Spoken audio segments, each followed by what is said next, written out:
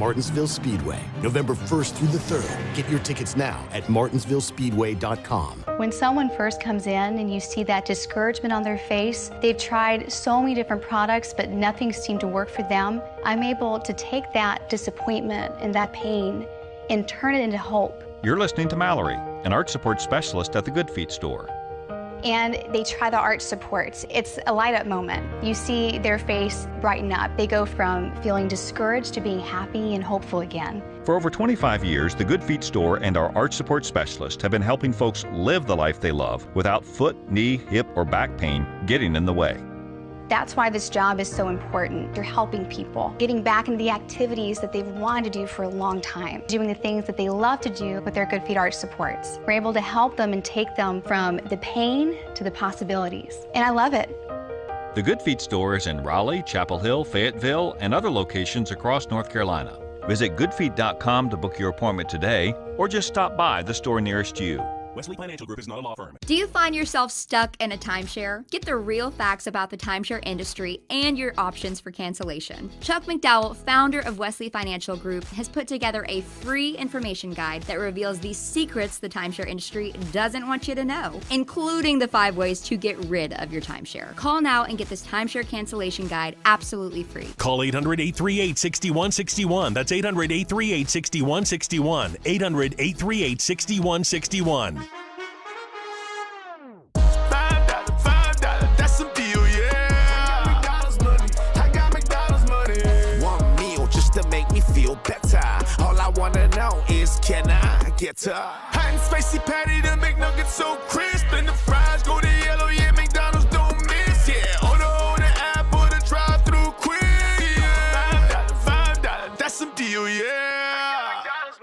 I got McDonald's money. At participating McDonald's. Prescriptions require an online consultation with a healthcare provider who will determine if appropriate. Restrictions apply. See website for details and important safety information. Subscription required. Price varies based on product and subscription plan. Hi, I'm Dr. Peter Stahl, board-certified urologist and senior vice president of men's sexual health at HIMSS. I've helped many guys with ED in my 12 years of practice. But now you can get world-class care for ED 100% online by going to hims.com. So what are you waiting for? To start your free online visit and find ED treatment at up to 95% off brand name prices, go to hims.com/joy.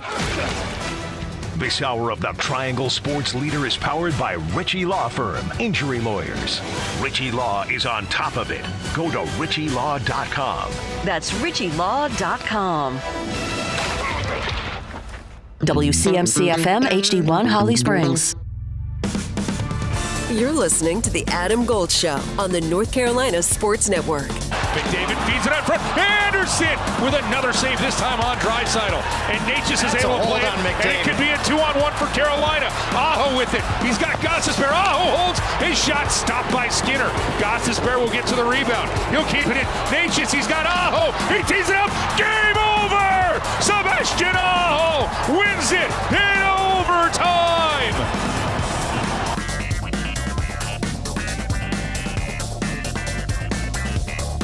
Hi, everyone. It's the Adam Gold Show. What's up? I'm Adam Gold. If it's Wednesday, not only is it Prince Spaghetti Day, people of a certain age will understand that, it must be Graham Hill sitting in for Victoria. What does she hate Wednesdays? It also means, I guess she doesn't want to talk to Chip Patterson anymore. Maybe that's it. Maybe that's it. That's it. There's been a falling out. Kidding, of course not. Not only could nobody have a falling out with Victoria, you can't possibly have a falling out with Chip Patterson. No, absolutely not. Impossible. Chip actually comes up early today. Do you know why? You know why today and certain Wednesdays Chip shows up in the first hour? Let me guess. He's going golfing. No. Chip would never do that. Oh, well. Unless he was with me. No, it's a Champions League Wednesday. He's got some soccer matches to watch. No, it's not. He's not. Well, he might be watching, but no, because CBS and Paramount, they do the Champions League. His obligation bumps up a little bit earlier or a little bit later. I don't know. It's a little bit later. No, earlier. I don't even know. So he's not available in the 1 o'clock hour. Okay. I can't even. My brain. I'm tired. Yeah, you had a late night last night burning the midnight oil. I did, well after midnight. We'll get to that in a second. First, before we begin, we don't know the status. My assumption is he's fine. Yesterday, Andy Dalton and his family were in a car accident in Charlotte. And I believe Andy is fine. I believe his wife, his 3 kids, and his dog. Yep. Who was also in the car. I believe everybody's okay. No one had to go to the emergency room. Right. Andy was in the football building today. But I don't know anything beyond that, other than my own assumption is that Andy Dalton would have to be in a full body cast. And even then, he would be probable for the game. Yeah. The way Dave Canales has A, treated, B, discussed Bryce Young, Andy Dalton would have to be like buried under the earth to not play. Yeah, it sounds like, based off the comments we've heard from Dave Canales earlier in the week, we're not going to be seeing him anytime soon. There won't be any Bryce Young anytime soon on the field. Right. Maybe the last 2 games of the season, right? I don't know. Maybe after they're eliminated from the playoffs in 2 weeks. Or maybe after they're down by 30 points once again to the Broncos. Well, Hopefully that doesn't happen. It was 27-0 at halftime. It was 27-0 at halftime, and Andy Dalton was playing horribly. There was no better time to let Bryce get 5 or 6 series in a professional football game. No better time than this past Sunday. And they punted on it, literally. So anyway, we're just glad that Andy Dalton. I saw the news flash. I guess it was I think it was during the hockey game where I saw it. So good to know that Andy Dalton and his family are okay. All right, you ready? Let's do it. Let's play. We're going to start with what happened that kept me up late last night. It was not Andy Dalton's injury. It was not even Fernando Valenzuela passing away. We're going to talk about that. Carolina rallied from a 2-0 deficit after 2 periods and beat the Edmonton Oilers in overtime 3-2. You heard the game-winning goal off the stick of Sebastian Aho. It is the first time that the Hurricanes trailed 2-0 entering the third period and won since October 5th of 2019. Gary, the guy on Substack, who gives great Canes information that I retweet all the time. October 5th, he was the one who pointed this out. October 5th, 2019. Could you guess who scored that game-winning goal against the Washington Capitals? It was the second game of the season. Oh, it's on the tip of my tongue. Is it? What's the year again? 2019. 2019. Year 2 of the Rod Brindamore Brock era. McGinn. No, that was Game 7 that I'm thinking of. Yes, that was Game 7 in Washington. Fast forward a little bit. Jake Gardner. Wow. Yes, Jake Gardner. That was his signature Hurricanes moment. Either that or the 2 years he spent on long-term injury reserve, which gave Carolina extra cap room. Anyway, I thought Carolina was actually really good all game. Should have scored more goals in the first period, and Rod Brindamore talked about overcoming the 2-goal deficit. Well, I don't know. I mean, I know what we have in there. I mean, we had one or not. That really doesn't change anything. I just think the guys, it's one of those games where not going our way, anything was going our way. Even when we had chances, couldn't find a way to get a goal. It wasn't looking good, and then but they just kept playing. And that's all you can do. And you got to give the guys a lot of credit for that. And obviously digging in to find a way there. Freddie made some huge saves to keep us in it, and then we made some really high-end plays, to find the goals. So that might have been a little difficult to hear. Ultimately, Rod said they stuck with it. Because if you watch the game, and some of you may not have, it was a 9 o'clock start. You might not have invested the 2.5 hours, a little bit more, because it was an overtime game. Carolina was excellent in the first period. I thought they were better than Edmonton in the first period. But Edmonton led 1-0. Connor McDavid happened early, and the Hurricanes literally missed 3 empty nets. I don't care His body was in this position, that position, stick here, stick. They missed 3 empty nets. Carolina did everything they could. It was like they tried not to score. But they generated a lot of offense. They just didn't put the points on the board. It was like constantly getting runners thrown out at the plate. It was perplexing.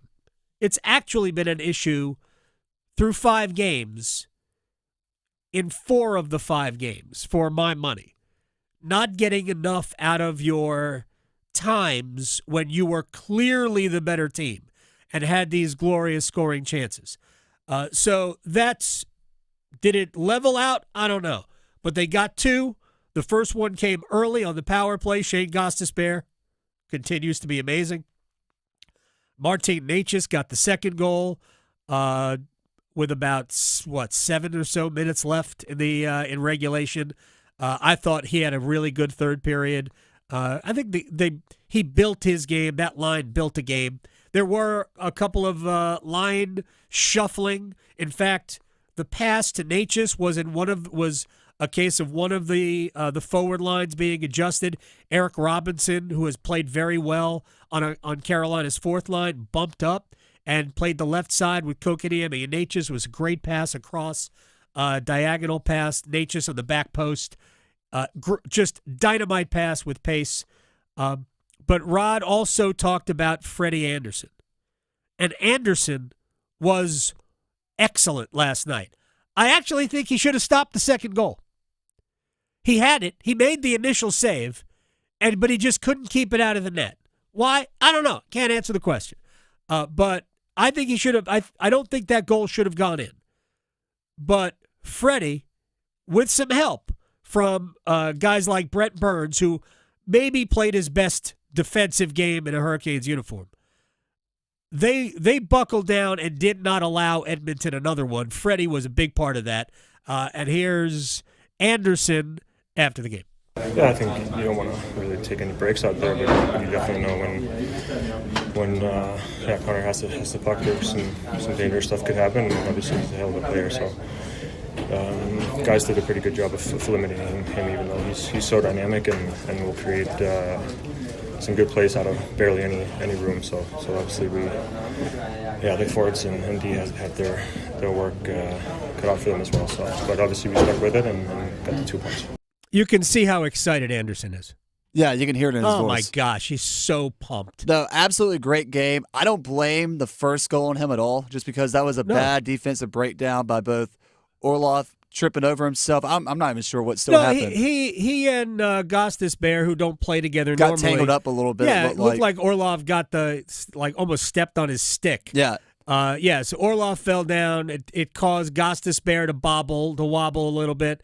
And Connor McDavid is the fastest skater on the planet. So, yeah, he was going to go by everybody anyway, more than likely. And the play started with a great defensive play by McDavid in his own end, taking the puck away from Sebastian Aho, who had a mixed bag of a night, except for, of course, he scored the game winner, which makes everybody that got him one of the stars from Edmonton. The Edmonton media gave Connor McDavid the first star of the game. And I thought, look, I know he scored 2 goals, and he's a great player. He's the best player in the world. I'm not even arguing that.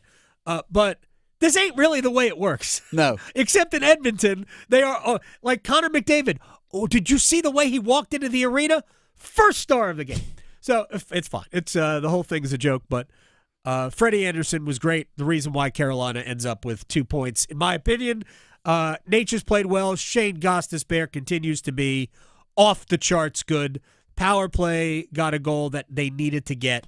So good for the Canes. They'll try to do it all over again tomorrow night in Calgary. Same bat time, same bat channel, 9 o'clock start, and 8:30 Stormwatch if you are interested. And, of course, download the Canes Corner podcast. Yes. Wherever you get your podcast. Canes Corner After Dark. Well, they're always after dark now. But extra dark. Canes Corner After Midnight. Yeah. Yes. We should commission Eric Clapton to help us out with that. But yes, we were. I think I shut it down at 1. Was it 1?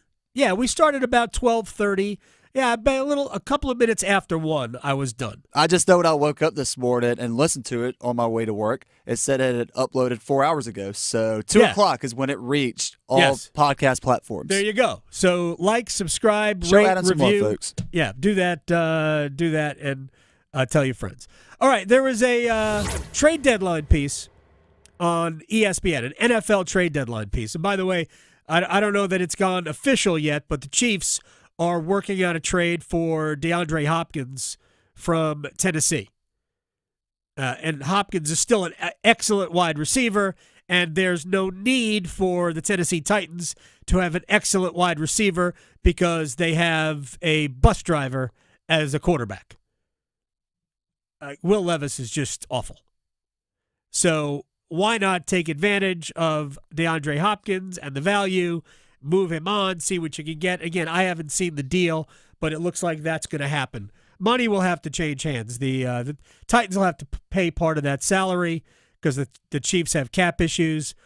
Either way, great pickup for Kansas City, however it happens, because they're about winning the Super Bowl again this year. They don't care about next year. They've got Patrick Mahomes. They'll make next year work, but they need another receiver. Now, Hopkins would be great for them. But they had a little blurb on each team, and the Panthers blurb, and it includes data like chances of making the playoffs. You know what the chances, according to their data, of the Panthers making the playoffs is? Oh, goodness. Do I even want to know? Just try it. I feel like I've never been good at math, so I'm going to say the Panthers have a better chance of making the playoffs or have better odds of making the playoffs than I do at winning the lottery or something. I'll say something like that. Well, yeah, your chances of winning the lottery are very small, right? Infinitesimal, to be honest. 0.1%. But did you know that according to that so same you're telling me data, there's a chance? Yeah, I guess. According to that same data, they're projected to have the second pick in the draft.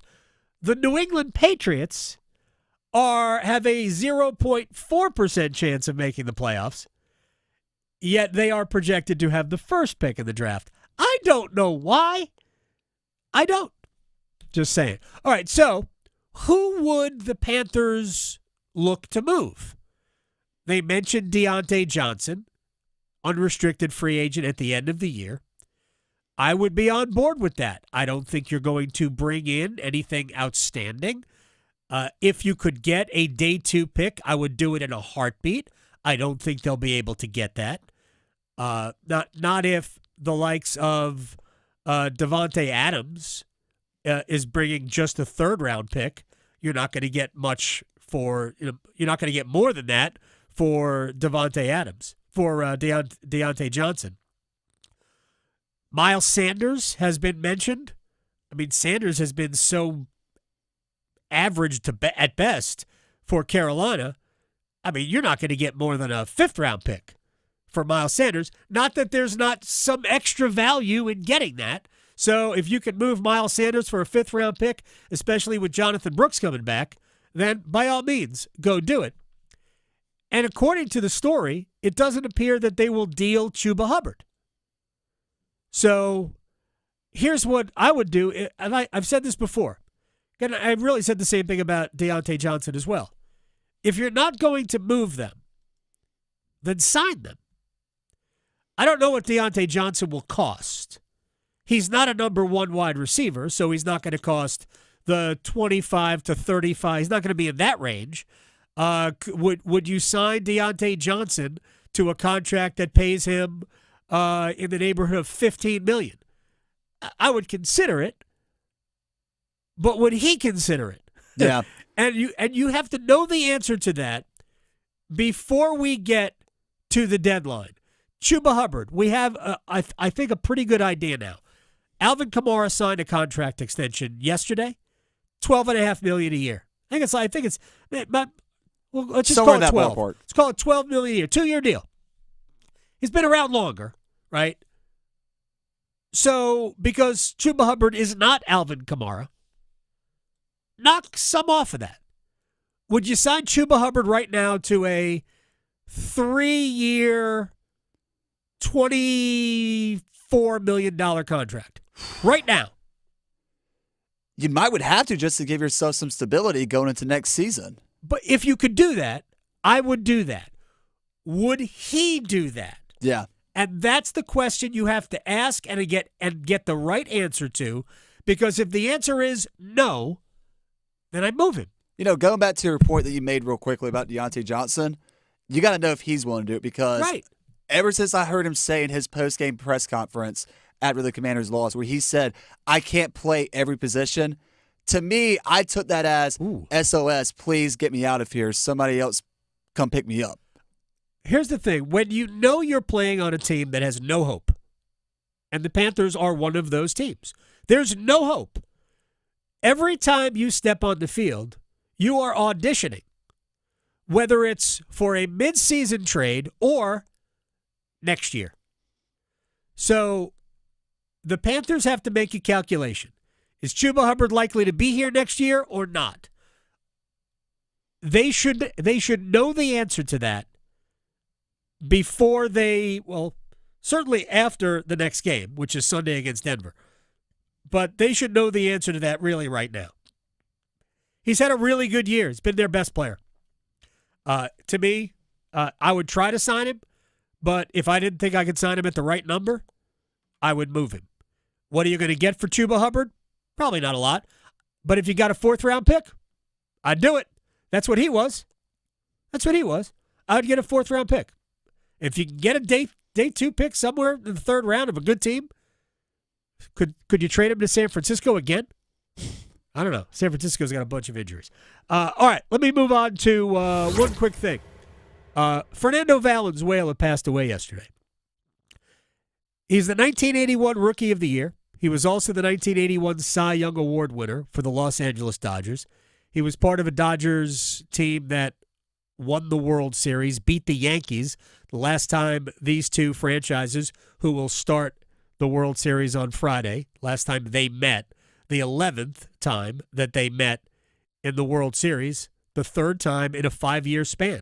77 and 78 went the way of the Yankees. 81 went the way of the Dodgers.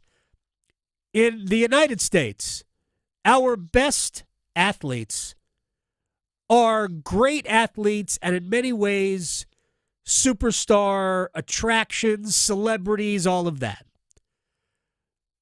But there's a difference between being, let's say, LeBron James, who played with his son last night in a very cool moment, although Bronny played 3 minutes. There's a difference between being that and being a hero. Fernando Valenzuela was a hero to Mexico. Mexico loves baseball. There weren't that many major leaguers from Mexico, and Fernando showed up in 1981, took the sport by storm, probably the number one attraction in the entire sport, and he gripped that nation. We do not almost deify. We deify coaches more than we deify players, but Fernando Valenzuela was a hero in Mexico. And I think the biggest thing that Fernando did, for those people who were baseball fans at that time. Now, Graham, you weren't even a thought. Nope. In 1981. Absolutely not. Not even a thought, right? But me, I was 15 years old, okay? So I fully remember that era of baseball. Fernando Valenzuela was the biggest thing in baseball that year, and right now, most people who think back on that year won't think about the bigger story in baseball in 1981, and that was the fact that we had a players' strike. The season was interrupted. It wasn't interrupted forever. It's like a month. And then they finished the season, and they played in two halves. It's the first time the Montreal Expos made the playoffs. They trying to think who they beat in the division round, because they ended the first half, started the second half, a new set of standings, and the two teams who won the first half and the second half met for to get to the league championship series. But actually, they may have played the Dodgers and lost to the Dodgers, actually, in the division series. But that was the bigger story in 81, except that we had Fernando Valenzuela. I went to the archives for you before the show, and you might remember when you were 24 years old, his 1990 no-hitter with the late Vince Scully on the call, shall we? Yes. And the crowd now with more emotion following every pitch. Fernando ready, and the strike two pitch is hit back to the box, dribbling to second. Samuel on the bag, throws to first, double play. Fernando Valenzuela has pitched a no-hitter at 10:17 in the evening of June the 29th, 1990. If you have a sombrero, throw it to the sky. Oh, that's awesome. If you have a sombrero, throw it to the sky. Oh, Vin. All right, that's fantastic. So R.I.P., 63 years old, Fernando Valenzuela. Only non-Hall of Famer to have his number retired by the Dodgers. Every other number that they've retired is somebody who is in the Hall of Fame. When we come back, Chip Patterson on college football. And we are very close to the committee actually spitting out 12 teams for a fake playoff. We might do that with Chip. Drive him nuts. Next. Going beyond the box scores. Adam Gold on the North Carolina Sports Network. Hey, Carolina Panthers fans, it's Dennis Cox from 99.9 The Fan. For all the inside information on your team, join me and my co-host, WRAL TV's Chris Lee, for our podcast, Panthers Playbook, presented by Carolina Ford Dealers. In every episode, we'll keep you up to date on your Panthers, and we'll do it with access only we can provide. Locker room insight, exclusive interviews, and in-depth looks at every Panthers game. Follow and subscribe to Panthers Playbook wherever you discover your favorite podcasts or watch on YouTube. What if you could be debt-free by this January? Get rid of all that high-interest debt, pay off all your credit cards, consolidate everything into one lower payment? Hey, it's Dennis Cox. If you're ready to stop stressing over bills, you need to call Loan Pronto right now. With rates at their lowest in 2 years, this is the perfect chance to use your home's equity and save big going into the new year. Loan Pronto's got rates with APRs in the low fives, and they're getting homeowners hundreds of thousands out of their home's equity. Homeowners who do this save on average $850 a month. Loan Pronto offers a ton of options, including total refis or their express equity line of credit. So call now. Get a rate quote in just minutes with no hard credit pull and no upfront fees like those other guys. Call today and you won't make a house payment till 2025.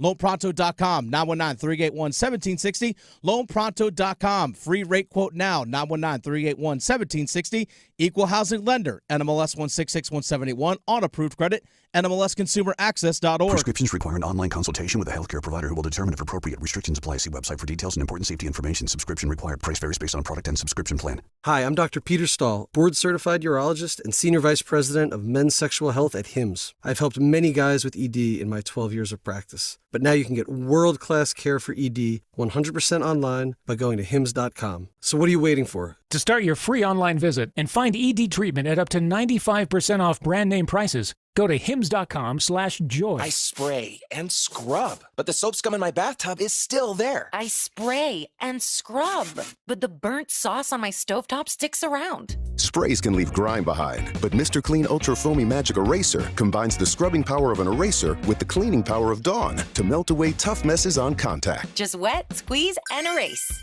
Stop spraying, start erasing, and clean with more magic than ever with Ultra Foamy Magic Eraser. Mr. Clean, Mr. Clean. It's Tim Donnelly for Window Nation. Right now, buy 2 windows and get 2 free. Plus, pay nothing for 24 months. Hurry, sale ends October 31st, so schedule an in-home estimate at 866-90-NATION or visit windownation.com. At Wake County Public School System, our team is committed to providing a safe, accessible environment for every child. We're hiring bus drivers starting at $20 per hour and special education instructional assistants starting at $19.35 per hour. Plus, we offer attractive benefits, growth opportunities, and a positive, inclusive culture. Come work for the largest school district in North Carolina and help provide safe transportation and extra support to awesome students. Apply now at careers.wcpss.net and discover a place where anything is possible.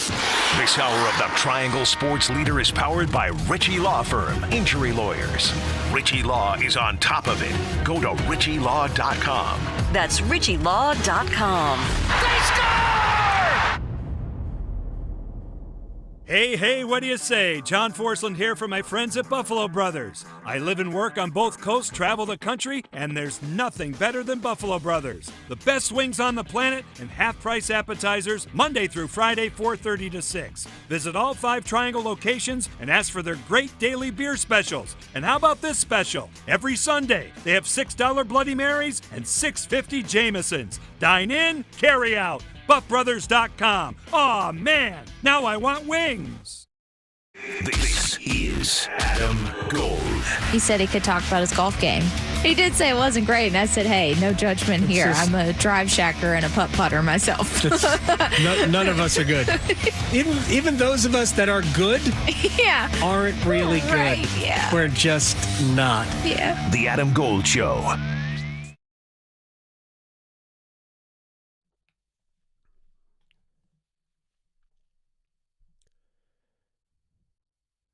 It's the Adam Gold Show. I am Adam Gold. And Graham Hill went to a concert the other day. Who'd you go see? The one and only Sturgill Simpson just got done doing a 2-night back-to-back at Cocoa Booth Amphitheater. It's an interesting venue for Sturgill Simpson to be playing. That's a great venue. It is an awesome venue. Yeah. We're gonna have Sturgill all day? No. It's fine if you do. I don't care. We're going to mix in a little bit of his covers that he did throughout his concert because I'm curious to see how you would react to some of the songs that he covered. I love that. On Monday night. I love it when acts cover other people's music. Absolutely love it. We can't cover Chip Patterson, who is the absolute best. The one and only Chip Patterson, CBSSports.com, Cover 3 podcast moderator. And apparently there's some, underlying dispute between Chip and Victoria. She's always off, apparently, on Wednesdays now. Is there anything we need to know about? I listen, one of us continues with consistency. I mean, sometimes we do need to alter the hour. Right. We got Champions League football today. The other one has control over requests for time off. I think she's ducking me. I need to find out what the beef is. Yeah, we'll find out tomorrow. She has to be here. Well, I'll ask you tomorrow. Even know what if I mean, look, I can only assume that this is a relationship that is going to be very hard to fix, you know? It's going to take real effort. Oh my gosh, I'm dying. Chip Patterson is the best. All right, I'm going to start here. I'm calling out the CBS college football poll. Why on earth is Indiana ahead of Alabama? There's nobody that believes that on a no matter where they play, they could play this game in Bloomington, that Alabama wouldn't be a 2-touchdown favorite. Well, why do you rank teams then? Why do you even play? If everything's going to come down to what the odds makers say the spread would be, then why even play a single football game between any of the 134 FBS teams if the odds makers are going to already tell you the way it's going to be? I mean, why even have rankings which might take into consideration what has been earned on the field if you're only the only number we're going to put beside you is what you are in a power rating? Because everyone loves the fact that the Florida Gators, right, if we were only working in a power rating world, right, might be a top 25 team. No, really? Is that what the metrics say? I mean, look, they would be. Let's actually look it up right now. So right now, Florida is about an 11. And that means that if you dropped Florida in the Atlantic Coast Conference, they'd be about Virginia Tech, Louisville range. Okay. That's not great. Let me ask you this. Let me ask the question differently. Who do you think would win a game between Indiana and Alabama. By the way, it's worth pointing out that Indiana's quarterback has a thumb injury, and he's going to be out. He's going to miss the game at Washington. So all the joking I'm doing here about Indiana, might not matter if they lose to Washington and beyond, because their quarterback, who's obviously important, is hurt. But given full health, would you take Alabama or Indiana? Last week, last Saturday, Indiana would have won that ball game. If they both played the way that they played, where Jalen Milroe is banged up, where the offensive line has not been playing well, the Alabama offense is cratered and the defense has never been good once, where Indiana is playing with such tremendous confidence in what they do and how they operate, and just went they went wire to wire, putting Nebraska in a locker. Nebraska? It was like Tom Osborne's Cornhuskers? I'm sorry, I'm not buying Nebraska, but you're right. Indiana's playing very well. Yeah, because it's the who you play, how you play. Right. And the way that Indiana plays is ruthless, relentless. We keep our foot down and we break you. They do not. And that's the thing, is even in Alabama, in some of the wins, has, they get out to the huge lead against Georgia, then they blow the lead. And then they need the heroics from Ryan Williams at the end. The line in the sand that you put on Alabama's season is you look from the beginning of the Georgia comeback to where they are right now, and they have not been particularly impressive. No. And they are very banged up right now at the quarterback position, and Milroe looks bad. He did not look good against Tennessee. I watched that game with Ernest. I was interested in that football game. Because I thought that was going to be fun, and it wasn't as much fun. It was not a fun football game. It's terrible. No, I didn't like Tennessee either. Tennessee's in the same way. Yeah. That was true, like the JV go out to play before the varsity, when they had Alabama and Tennessee playing to lead into Georgia, Texas, because Alabama and Tennessee have talented players and individuals that are excellent. Yeah. And Tennessee's defense as a whole, I do think, is very, very good, but both offenses are just a mess right now. Right. And look, again, Indiana, crisp, not a mess. They know what they're going to do. Right. When Vanderbilt beat Alabama, it was because Vanderbilt had a plan and they followed it absolutely to a T. And I think that Indiana could bring that same approach. So if they were to play, not with Taven Jackson, the Indiana starter for this week when Indiana plays against Washington, but if they had played last week and it was the same team at the start of the game for Alabama and Indiana, I think Indiana would have won that ball game. Chip Patterson is here, as he is on every Monday. Of course, a little bit earlier this time because we have Champions League football, Liverpool at Leipzig. Looking forward to that. There's some great matchups today. Has the Big Ten overtaken the SEC in quality at the top? Or are we just ranking Oregon, Penn State, Ohio State higher? I believe I've stumped Chip Patterson. Yeah, because what you've got with the Big Ten, the Big Ten is the most perfectly tiered conference in major college football. The Big Ten has about 4 teams, 3 to 5 teams at the very, very top. They've got a next group, which are all really good teams, about 4 or 5 teams. And they got a next group, which are teams that are Everybody underachieving. It's like you're either underachieving or overachieving, right? Based on where you are in that third tier. And then there's the bottom of the conference where you can join Purdue and where Rutgers is spiraling right now. Right. Rutgers, Northwestern, Purdue, those teams are very much at the bottom. There is a better. Never mind. I don't want to feel like getting canceled over. There is a caste system that is strong in the Big Ten. Nice. Everybody seems to know their roles. And so to try to compare it to the SEC, I think the SEC is far more muddy, where we've got teams like Missouri, which you just don't know what to make. Right. I don't think they're great, but when they play bad teams, they absolutely wallop them. You've got teams like Oklahoma, which the offense is broken, but we know the defense is still good and can play well even against the best teams in the conference. Arkansas is a total head scratcher. They've got a win against Tennessee, but they've got a loss to Oklahoma State. So I would just say that comparing Big Ten to the SEC, if you just look at the top, they just haven't had their best teams all play each other. We've gotten Ohio State to play against Oregon, but Ohio State still has to play at Penn State. Penn State has yet to play a real heavyweight. We thought it was going to be USC. That USC is not that heavyweight team. They had a good win against Illinois, but I'd argue Illinois is, not one of these teams you're going to argue for as definitively being one of the best teams in the country. So, yeah, the Big Ten can match the SEC in terms of cards it can put on the table, each card representing a team that can go up against anyone in the country and give yourself a chance in any postseason play, whatever format you wanted to. They could go out and you'd feel confident that they could represent the league well. But I don't think that just because those teams are all at the top of the rankings right now, I guess you're on CBS Sports 134 where those three are all at the top.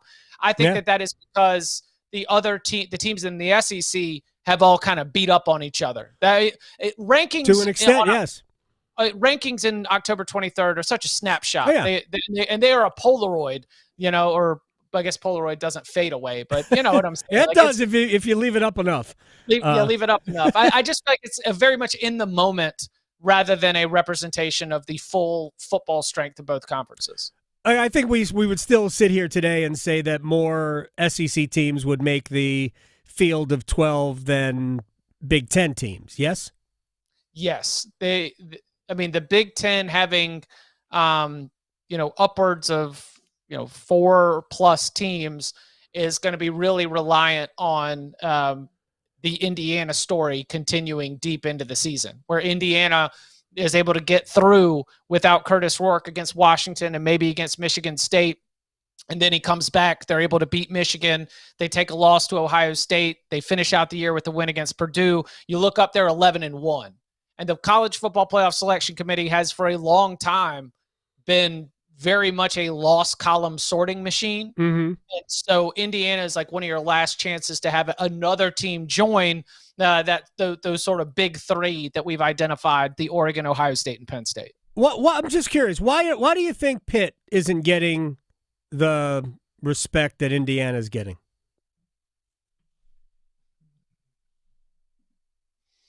They could. Outside of the league, and granted, it was sort of in comeback crazy fashion. They won at Cincinnati and beat West Virginia. Neither of those teams are awesome Big 12 teams, but I don't think they're also awful Big 12 teams. And look, they're the teams that they have already beaten in the ACC are, again, they are not world beaters like North Carolina and Cal and things like that. But I'm not suggesting that they are awesome. But when we get to the fake, field of 12 projections, Pitt's not even a thought. And I just don't see it. I mean, I think Indiana's better than that. I'm not lying, right? I'm not trying to make up a story here, but undefeated at this point in the season from a major conference should at least give you some sort of, we're keeping an eye on this. Not to mention Pitt's going to have a chance to take some swings at some of the big boys before we coming down the stretch. Yeah, and I would argue that Pitt is in that position of we're keeping an eye on you. Okay, they're not getting. Let's see. Are they still under? They ain't getting the Liberty treatment, Adam. Okay. Because Liberty's still undefeated. Yes, they are, but they don't play. As no offense to the. To the American, but to Conference USA. Not exact. I mean, you can say maybe the same thing about the ACC.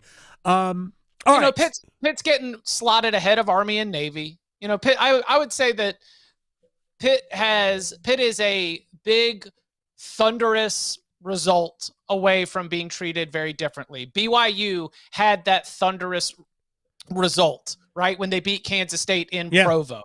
I think that for Indiana, it's been the way that they've just been dusting Big Ten opponents. I mean, I don't know if they've gotten a single result against a Big Ten foe that's been within single digits. And so for Pitt, which did have they're fortunate. They're lucky. They're lucky to be undefeated. I'm not lying about that.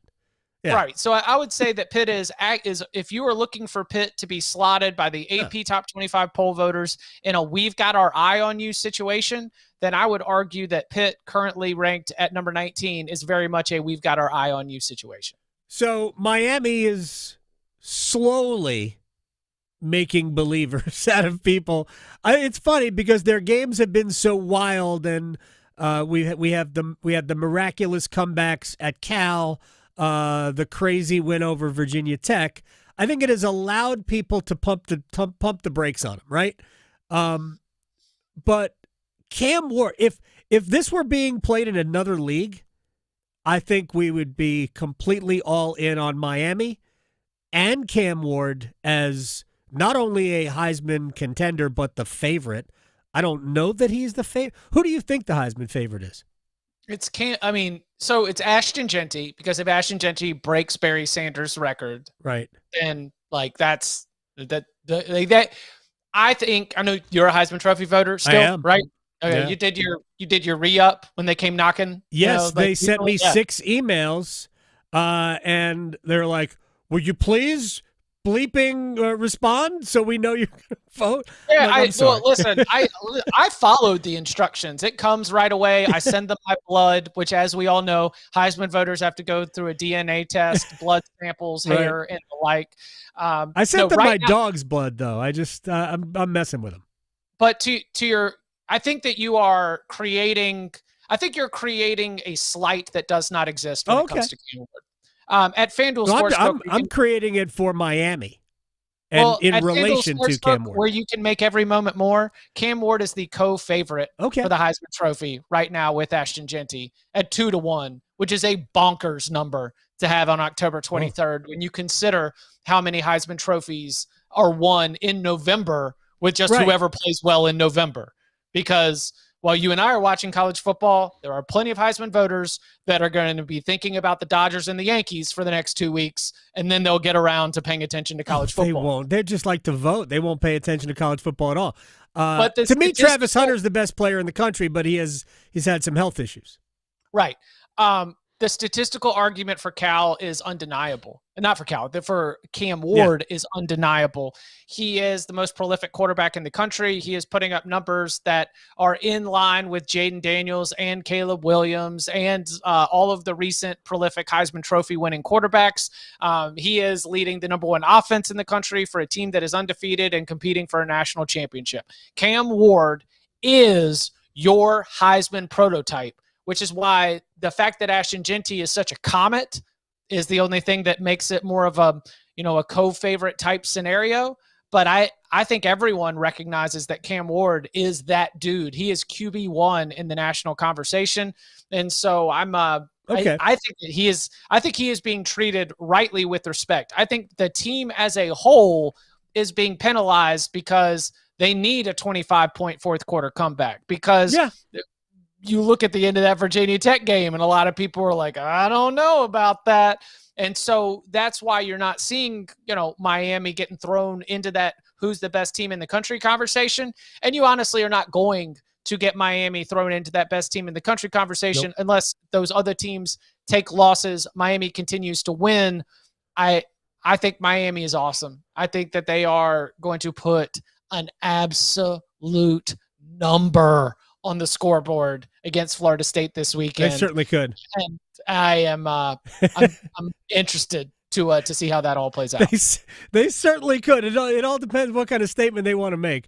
But look, they're super fun to watch, but they are also not good defensively. And, Mario's they look like a Big 12 team to me.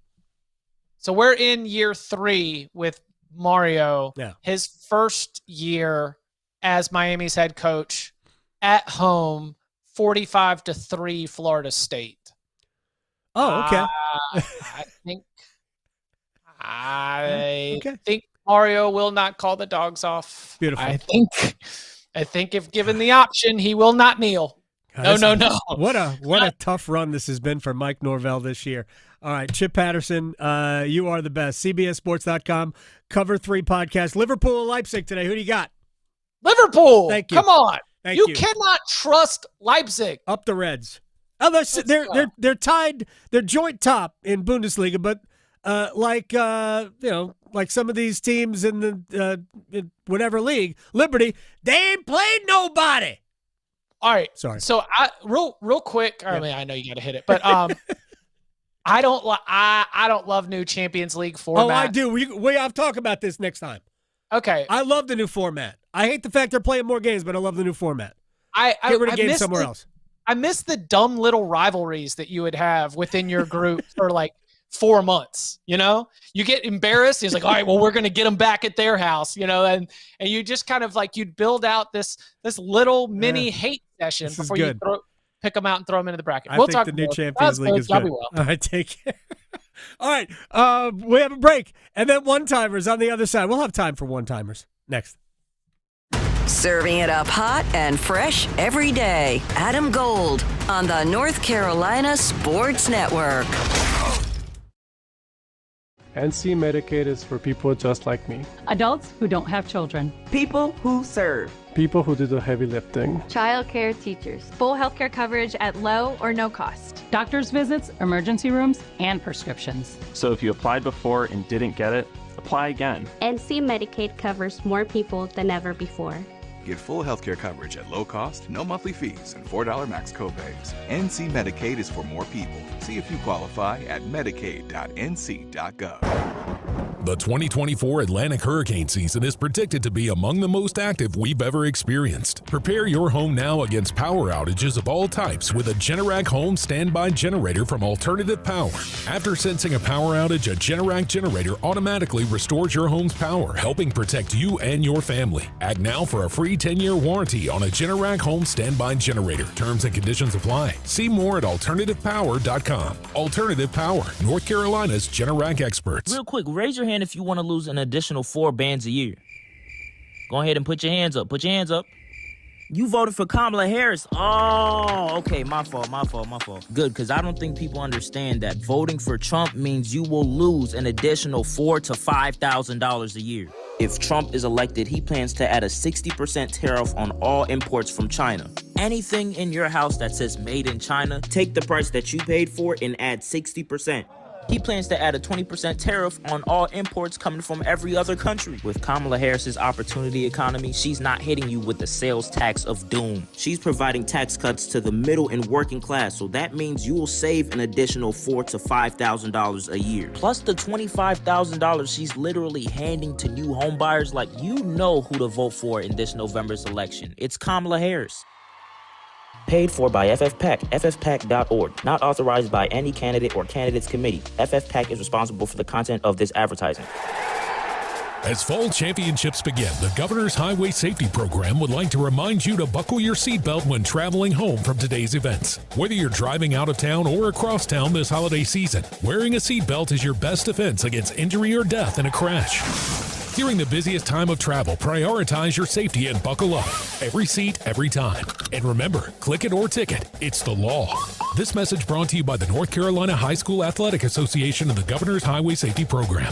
The 2024 elections are just around the corner, and older voters are the nation's most active. The AARP North Carolina Voters Guide has information about upcoming election dates, registration deadlines, and voting options in North Carolina, such as voting by mail, early voting, or voting with a disability. Find the guide in the Voters section at aarp.org/NC and listen each week to AARP Without Limits for important election news and much more. You can find the latest episodes of AARP Without Limits wherever you listen to your podcasts. Psst.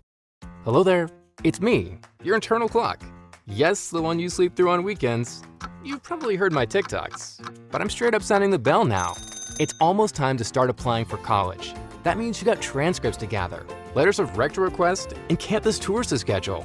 But hey, we got time, and we've got CFNC. CFNC.org can help us plan, apply, and pay for college. We got this, trust me. Just visit CFNC.org to help us stay on time.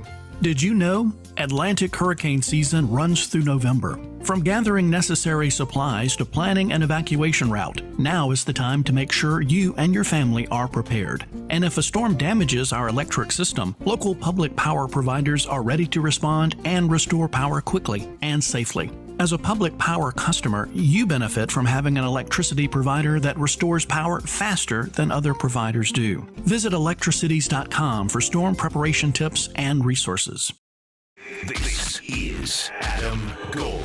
And I did have to use two screens at one point, or a couple of points, and I don't like it. I can't watch two games at the same time. There's a lot going on. I'm sorry. I'm incapable of doing that. Because there were times where, I forgot this other game was on in front of me. Yeah. The Adam Gold Show.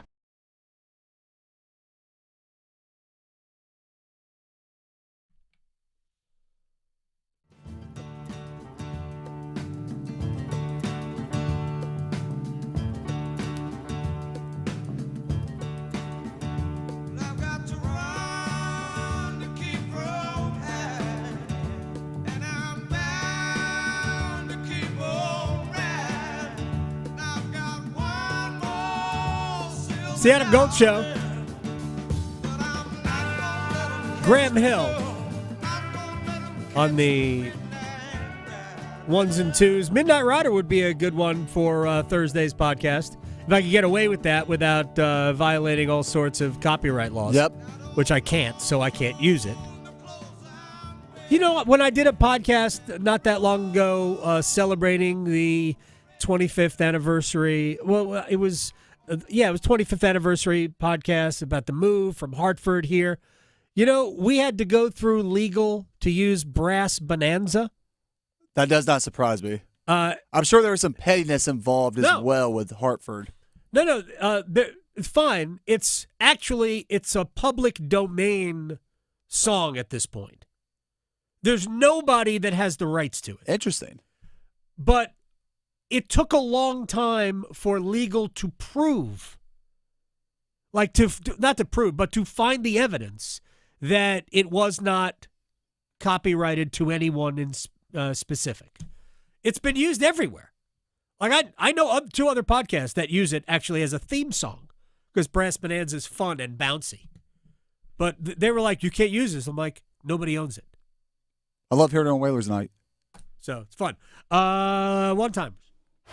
By the way, I'm not sure what was going on with the Allman Brothers. I think the vinyl had some dust on it or it just was skipping. I didn't hear the crack. A little bit. The little cracking. I couldn't hear the little rip as it was on repeat. Got one-timer for you today, and it relates to the Carolina Hurricanes. Speaking of Brass Bonanza, 5 games under the belt, 3-2 overtime win against the Oilers last night. And Marty Necas, I think, is living up to that expectations of a prove-it season.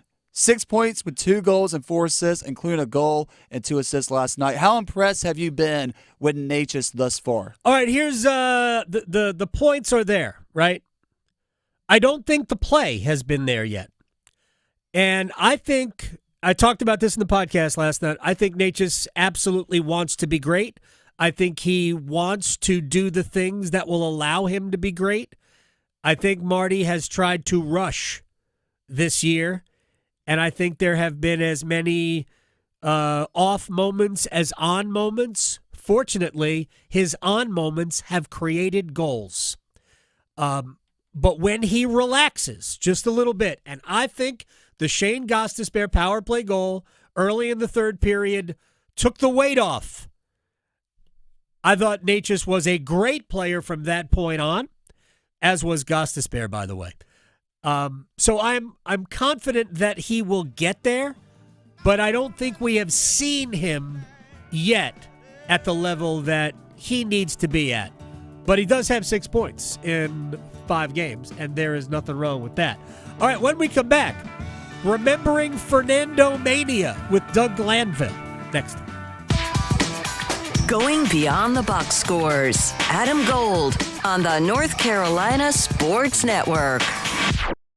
Hey, it's Adam Gold from my friends at FanDuel, America's #1 sports book. The NBA season is upon us, and FanDuel has a lot of ways that you can have a lot of fun watching the association. Hey, you don't even have to be there before the game starts. You can still get in on action. There's live wagering all the time at FanDuel, America's #1 sports book. Did I say that already? Go to FanDuel.com/AdamGold.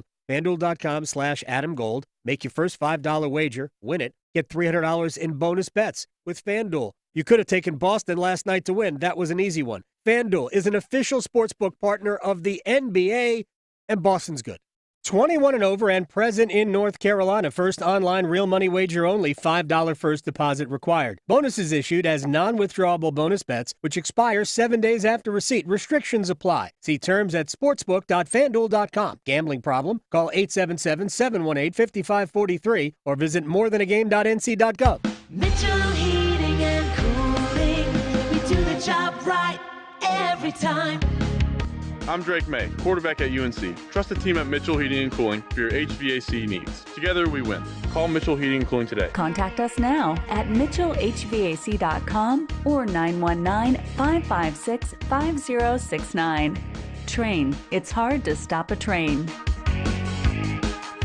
The best solutions every time. The Pack family knows Sammy's Tap and Grill is your one-stop shop for brews and bites, serving up good times for almost 25 years. Sammy's has over 40 beers on tap, so you're guaranteed to find your perfect pint and house-made food that's touchdown-worthy. For the game, Sammy's got you covered with over 60 TVs, plus you can bring your own mascot. Sammy's is pet-friendly. Come find your people at Sammy's Tap and Grill on Avon Ferry near campus. Great beer, delicious food, TVs galore, furry friends welcome. Visit Sammy'sTapGrill.com for daily specials and beer lists. From the Canes to the Panthers to all of the college sports in the Triangle, we cover it all on the Best of the Drive with Tim Donnelly podcast. Brought to you by Coach Pete at Capital Financial Advisory Group. Visit us at capitalfinancialusa.com. What if you could be debt-free by this January? Get rid of all that high-interest debt, pay off all your credit cards, consolidate everything into one lower payment? Hey, it's Dennis Cox. If you're ready to stop stressing over bills, you need to call Loan Pronto right now. With rates at their lowest in 2 years, this is the perfect chance to use your home's equity and save big going into the new year. Loan Pronto's got rates with APRs in the low fives, and they're getting homeowners hundreds of thousands out of their home's equity. Homeowners who do this save on average $850 a month. Loan Pronto offers a ton of options, including total refis or their express equity line of credit. So call now. Get a rate quote in just minutes with no hard credit pull and no upfront fees like those other guys. Call today and you won't make a house payment till 2025.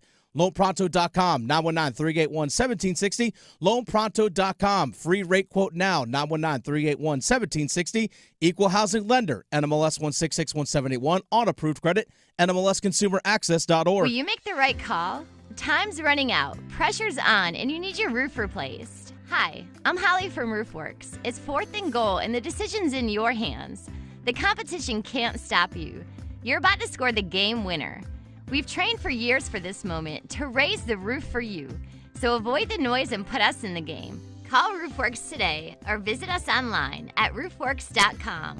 That's roof, WERKS.com. This hour of the Triangle Sports Leader is powered by Ritchie Law Firm, injury lawyers. Ritchie Law is on top of it. Go to ritchielaw.com. That's ritchielaw.com. WCMC HD1 Holly Springs. Take us with you on radio, web, app, Alexa, and YouTube. 99.9 The Fan, the Triangle Sports Leader. Giamaliava going to throw. The receiver cut off the route, but a secondary receiver's there. Dives, caught it. Touchdown, Chris Brazel. 2 receivers on the right side, one hugging the sideline. Brazel running inside the numbers. A 16-yard touchdown reception, and Tennessee's taken the lead. Alabama down 7. 90 seconds to go from the 25. Snap to Milroe. Milroe, blindside pressure, throws, and it's intercepted at the 35-yard line. Will Brooks, the safety, ran in and grabbed it and will seal it. For Tennessee, they've beaten Alabama again here in Knoxville. It's the Adam Gold Show. I am Adam Gold. Graham Hill on the 1s and 2s today. I was occupied with the Carolina Hurricanes yesterday as they took on and beat the Edmonton Oilers 3-2 in overtime. And I know there were a lot of eyeballs focused on the opening night in the NBA as the Celtics pummeled the Knicks. And it was Family Matters LA style as LeBron James and his son Bronny shared a court with the Griffies, by the way, in attendance, which is cool. And maybe a lot of people didn't see the news, but I did. It was right before I went on the air with, I think, the aftermath, that Fernando Valenzuela passed away at age 63. And as a 15-year-old kid growing up in New Jersey, a baseball diehard fan and a Mets fan, but loving the sport. And I probably could have recited every single player on every roster in the big leagues. Fernando Valenzuela was everything in 1981. He made us, in retrospect, almost forget that there was a player strike. And he passed away yesterday. It just made me sad and happy at the same time. Sad that he passed away, but happy because I thought about watching him pitch and watching the show that was Fernando Valenzuela. Doug Glanville, younger than me, not 15 in 1981. I won't ask him how old he was in 1981 in Teaneck, New Jersey. ESPN Major League Baseball analyst at Doug Glanville on Twitter. When you saw the news yesterday, by the way, I appreciate you sending me the photo of you and Fernando. When you saw the news yesterday, when you heard about it, what did it make you think about? What did it make you think about? Man, it took me back. I mean, the thing about it is there's been a lot of discussions and swirlings and kind of rumors about his health for a little while. Right. I've been in LA a lot with the Mets series and calling the game. So, sort of been in that circle. And at one point when the Mets were playing the Brewers, I ran into an old teammate of mine, Tony Valentin, who played for the Brewers and many other teams. And he asked me about him. And, and we started looking into the news and heard, kind of the privacy that the family wanted, but he was, all of a sudden sort of gone. We hadn't seen much of him, and I guess he was in the hospital trying to recover or fight something. So I think that, trying to update, Tony and everybody else, that was, became part of my daily routine to ask around a little bit about, like, hey, anybody have any updates? So when the news finally dropped, it was tough because, I've been thinking about him for the last few weeks and this man had so much to do with my joy in baseball, big 80s, 70s and 80s fan. And Fernando was like the pinnacle of those 80s. Just like, just what he brought to not only the diversity of the game, coming from Mexico, but also just, just summing up, what we loved about that time period, pitchers going 9 innings. And he was the show, he was just a phenomenal pitcher, really incredible.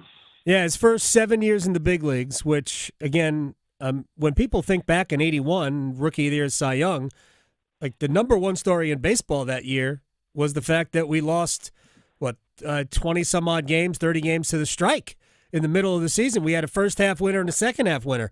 And now in retrospect, we just think back and go, man, Fernando was great. Fernando was great, but we lost some games to this. I think the Cincinnati Reds actually had the best record in the National League, didn't make the playoffs that year because they finished second in both halves of the season. And Mets fans might think that Tom Seaver was robbed of the Cy Young, but I'm not of that ilk. But Fernando, with his his eyes almost rolling back into his head, or really looking up, as opposed to looking at the batter when he delivered the pitch to home plate. Those things were just fascinations for people. He went about his business in many ways differently than a lot of big leaguers. Well, you think of, I think in the modern day, I don't know if you follow, there's a guy named the batting stance guy. Who does all absolutely. The imitations. Okay, so and his name is Gar. So he does all these imitations, but there was something about, first of all, baseball and how iconic these motions and the way batters and hitters approach their game and pitchers that you knew right away. And Fernando had the signature motion. You knew right away him looking to the sky. So one surreal thing I think about is when I was somewhere in the early 80s, probably about 82, my dad was a physician, so he'd go on these trips to medical conventions, and he would take us and we'd go to these cool places. We went to San Francisco, LA one year. Went to San Francisco one year and went to a Dodgers Giants game where Fernando started, and he totally dominated. And I was just like, just sort of put it all together. I think we had to leave in like the 8th inning. It was like freezing, by the way, in July. Yes. And but the thing that was so wild for me, full circle, is I faced Fernando Valenzuela because I got called up in '96, and he was still playing. He was still pitching. And you talk about out of my mind, and just to face him, and he was, he had that screwball that you just like knew all about and watched, and of course he was much older, but he was still holding it down in there, and I think one of the moments where I was like, I've arrived, is I faced him in spring training also, and I had a really good game. I hit like a double off him, and he backed up third. And he actually like nodded, like, kind of winked, like, hey, good shot, And I was like, I have nothing left to do in this game. You have accomplished. You have achieved all. Right. Doug Glanville is joining us here on the Adam Gold Show. I know statistically speaking, Fernando doesn't belong in the Hall of Fame. But there's a fame element to this that for somebody like him, I think matters. Like I think there are players in the Hall of Fame that clearly are not among the greatest players that ever lived. Phil Rizzuto probably. I know he's an MVP, but Phil Rizzuto, is not a Hall of Famer to me. Harold Baines wasn't a Hall of Famer. I don't think Don Sutton was ever, that great. He was consistently very good. Shouldn't the brilliance, even though it was 6, maybe 7 years of Valenzuela, shouldn't that matter more than the longevity? Well, I mean, the thing I love about the Hall is that they'll say this quite a bit. They also are a historical, museum, right, alongside to enshrining. So you kind of have the best of both worlds, where if you want to recognize someone for contributions aren't necessarily statistical. And by the way, the statistics are getting so confused because we had this horrific steroid era, and did it end? Who knows? Whatever. That is one thing that just sort of skewed this sort of bottom line way to evaluate who deserves to be in. But there's no question of social consequence. You have Jackie. Dodgers did a lot, right? You have Jackie Robinson, you have Fernando, you have Hideo Nomo, right? So you have 3 cultures, that changed everything, not only just sort of for baseball, but had a larger social implication. Dodgers, deserve a lot of recognition for being in the midst of that. Now, we also have to mention with Fernando is when the Dodgers moved from New York to LA, there was a huge displacement of a lot of particularly Mexican Americans for the land to have Dodger Stadium, and it was a horrific time where they displaced an eminent domain and moved people out, and promises that weren't kept. And it became somewhat of a mission later that the Dodgers find a megastar from Mexico in some ways to make amends, but also just recognizing the potential of their fan base, which when you go to these games, you see the incredible support of Latin American community. So for those reasons, that's a Hall of Fame career. He made a tremendous mark, and then when you pitch under that kind of pressure, that's very unique. It's like you're representing so much more than the Dodger uniform across your chest. You're bringing a whole nation with you, a community who to this day are fans and remember him so fondly. Because he also was an announcer for up until his passing. He did Spanish radio for the Dodgers. Doug Glanville is joining us. Before we let you go, and as I was talking about the style of Fernando, I was also thinking about another pitcher who passed away recently in Louis Tiant, who turned his back to home plate. That's the guy I always used to emulate as we were playing stickball on the side of the house. I would do the whole Louis Tiant thing. But final thing, and I talked about this earlier because I think in the United States we take athletes and we put them on pedestals, but we make them celebrities. And just great athletes and superstars. But to me, there's a difference, and maybe it's a subtle one, between a celebrity and a superstar and a national hero. And I think that's what Fernando was. And to a great extent, that's what Shohei Ohtani may be in Japan, or Hideki Matsuyama, the golfer who won the Masters in Japan. These people are heroes. They're looked at differently than we look at our celebrity sports superstars.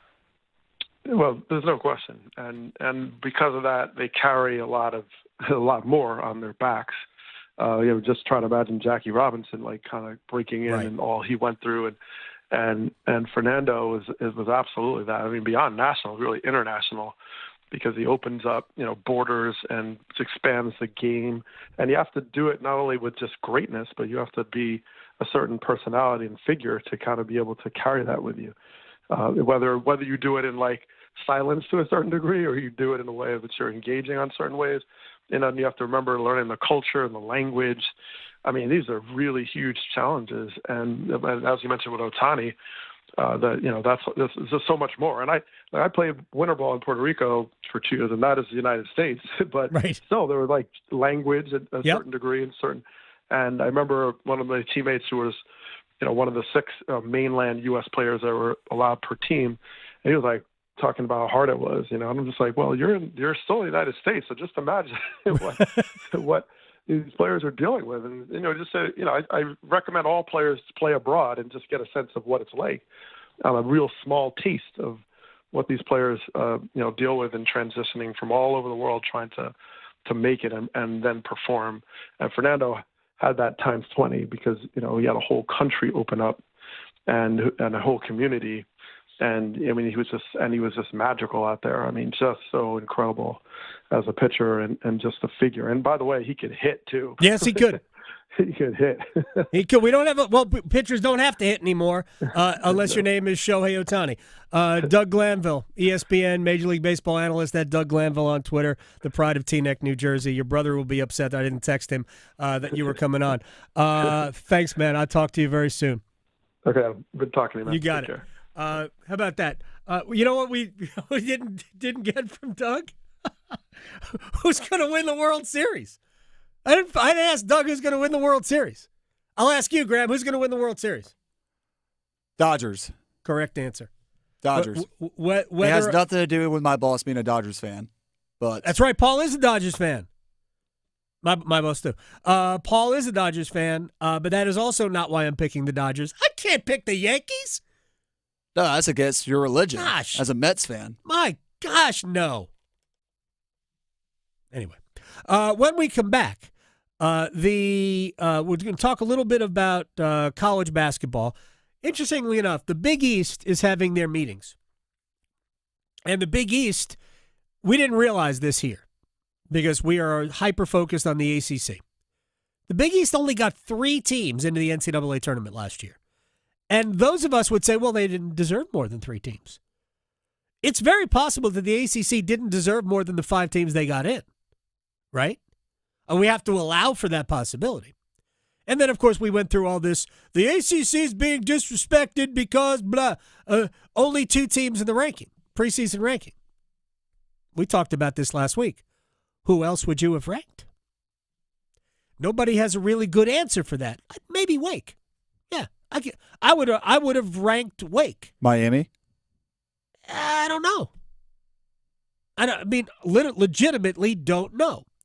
I don't think Miami made the NCAA tournament last year, right? I don't think Miami did. I'm thinking back to the season prior where they made the Final Four. Their Final Four right? run. NC State was in the Final Four last year. Why didn't they get in? Honestly, they were kind of a miracle. They wouldn't have made the tournament if Michael O'Connell didn't hit the half-court shot to force overtime against Virginia. They were 10. They won the ACC tournament, and all it got them was a 10 seed.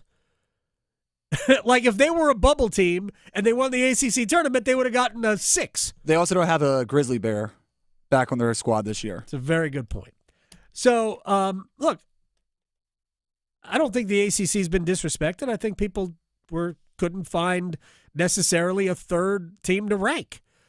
So we'll talk about that, and I'm still kind of not mad, but unsettled about the when Tony Bennett decided to retire. Mike DeCourcy of the Sporting News will talk about all of that with us next. Serving it up hot and fresh every day. Adam Gold on the North Carolina Sports Network. Hey, Carolina Panthers fans, it's Dennis Cox from 99.9 The Fan. For all the inside information on your team, join me and my co-host, WRAL TV's Chris Lee, for our podcast, Panthers Playbook, presented by Carolina Ford Dealers. In every episode, we'll keep you up to date on your Panthers, and we'll do it with access only we can provide. Locker room insight, exclusive interviews, and in-depth looks at every Panthers game. Follow and subscribe to Panthers Playbook wherever you discover your favorite podcasts or watch on YouTube. Adam Gold from my friend Gordon Miller, Miller Lending, Kildare Farm Road in Cary. And in 1987, Gordon Miller realized that mortgage rates were too high. They would come down. So, because people buy a house when they're ready to buy a house, he invented the no closing cost mortgage. Get your mortgage when the rates come down, and they will. They did then, and they will now. You refinance free of charge, and you lower your monthly payment. Don't ever pay closing costs. Thousands of dollars in closing costs. Some people pay as much as $6,000 or $7,000 in closing costs. You don't have that kind of money. I don't have that kind of money. I have never paid closing costs. 11 mortgages with Miller Lending. Saved about $50,000 over my home buying life. And by the way, Gordon says that rates will be in the fives during next calendar year. Take advantage. Miller Lending on Kildare Farm Road in Cary, MillerLending.com. Go find out. Miller Lending is an equal housing lender, NMLS ID 250-2146. $5, that's a deal, yeah. McDonald's money, I got McDonald's money. One meal just to make me feel better. All I wanna know is, can I get a hot and spicy patty, the McNuggets so crisp, and the fries go to yellow, yeah, McDonald's don't miss, yeah.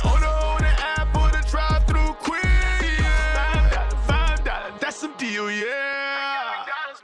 I got McDonald's money. At participating McDonald's. Here's Brandon with Parkway Sleep Centers. Tired of waiting for a sleep treatment? At other sleep centers, it can take 6 to 8 months just to get an appointment and cost you thousands more. Not Parkway Sleep Health Centers. We schedule you within weeks and we'll save you money too. We have over 20 years of experience serving the Triangle. Let our expert team help you sleep better sooner. End your sleep problems. Live your best life. Experience the Parkway Sleep difference. Visit parkwaysleep.com and start your journey to better sleep today. Parkway Sleep Health Centers. Sound sleep, sound health. Hey, John, why so glum? I just got let go. The company's downsizing. This is the third time in the last 2 years. I'm done with this. Have you thought about My Computer Career? I've heard they can train you for a career in IT in just a few months, including cybersecurity and the basics of AI. And you don't need prior training or experience. Now that's a recession-resistant career. Wow, thanks. I'll check them out. Go to mycomputercareer.edu and take the free career evaluation. mycomputercareer.edu. Financial aid is available for qualified students, including the GI Bill. Wow, you look fantastic. I love all the sparkle. It's your fault. You introduced me to jewelry television. I can't stop watching. Right. The prices are amazing. I know. There are so many different styles, and the color gemstone jewelry. Are you kidding me? Gorgeous. And did you notice JTV also has gifts for men? I got Jake an Invicta watch that he loves. New JTV customers receive $40 off their next purchase when they shop jtv.com/radio. Who are you texting? I'm not. I'm shoppingjtv.com. It's Tim Donnelly for Window Nation. It's getting cold. Your heating bills are on the rise, and your house's old and damaged windows are letting all of that heat and your money go right out the window.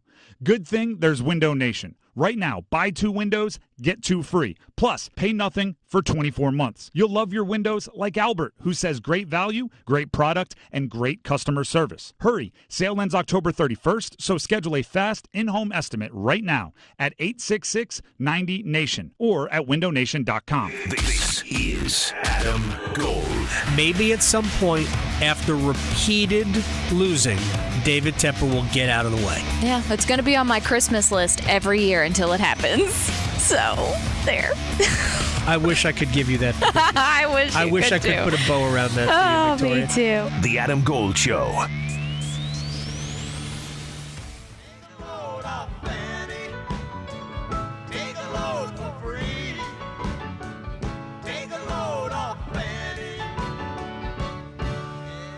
One and only Mike DeCourcy of the Sporting News, national college basketball writer, just a Hall of Famer in my eyes. All right, let's. I know you've been talking about it, and I think we were all stunned.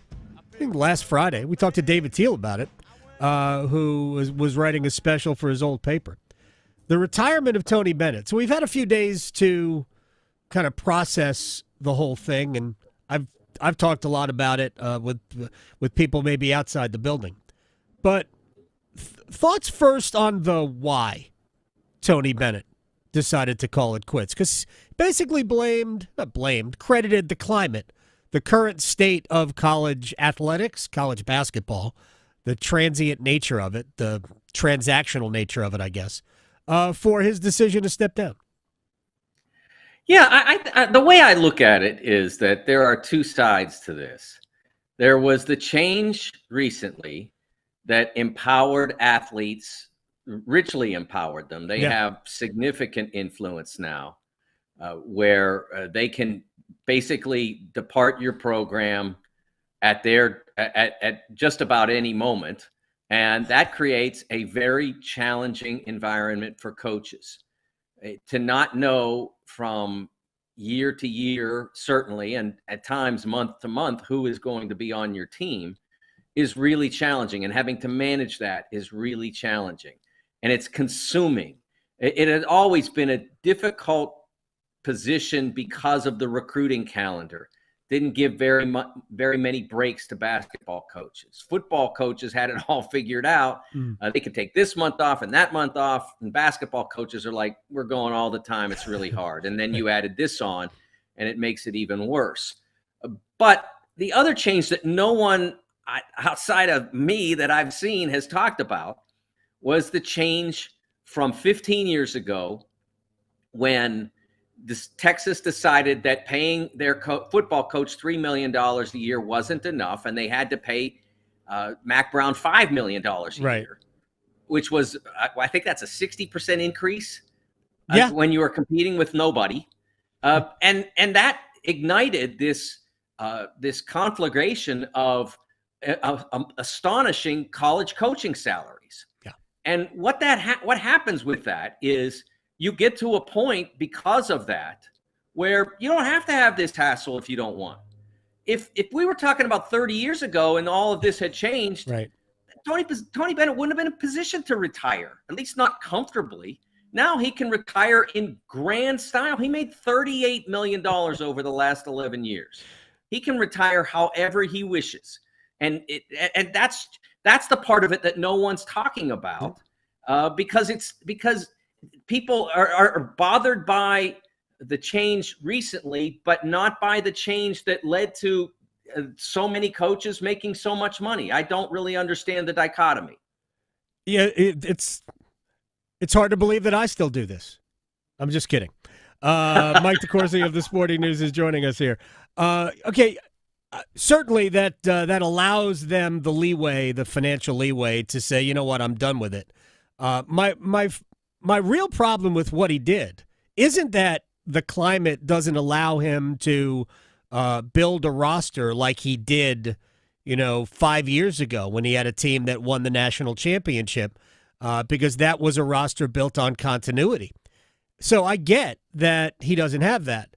But a week ago today, he knew who was going to be on his team.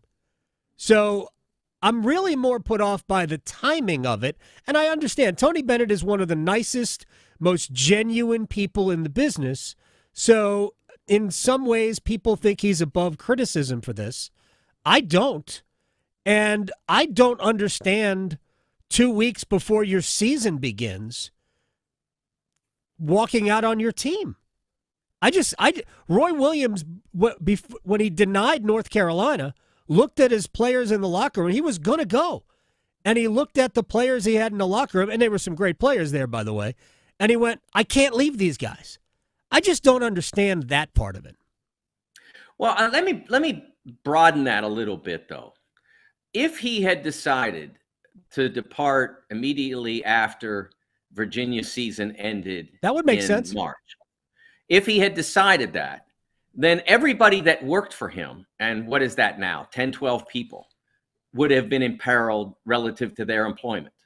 So there are two sides to this. Right. Everybody on his staff that wanted to return and he wanted to return was able to return for another year and get paid for another year and have a job for another year. And if by some chance Ron Sanchez becomes the next Tony Bennett, then they might all continue on past that. If he had retired in March, none of that happens. So I can understand anyone who is inflamed by the fact that he left his players on the hook. He made promises to them that he did not keep. But I do think you need to look at that other side, that no matter when he left, somebody was going to get a rough deal, because that's the nature of college sports. It's the nature of sports. If he leaves in March, his whole staff is out of work, basically. And they might have found other jobs or whatever, but they're not at Virginia anymore, more than likely. And because he leaves now, they all get to stay. And Virginia's players now, they get a rough deal, because anyone who spent their redshirt year is pretty much stuck for this year. If you haven't and you don't wish to play this year, you can sit out, get your Virginia education for the next 2 months or the next 6 months, and then transfer. Well, the window is open for 30 days for their players to go anywhere they want. I don't think anybody's going to – I really don't. I don't think anybody's going to leave. But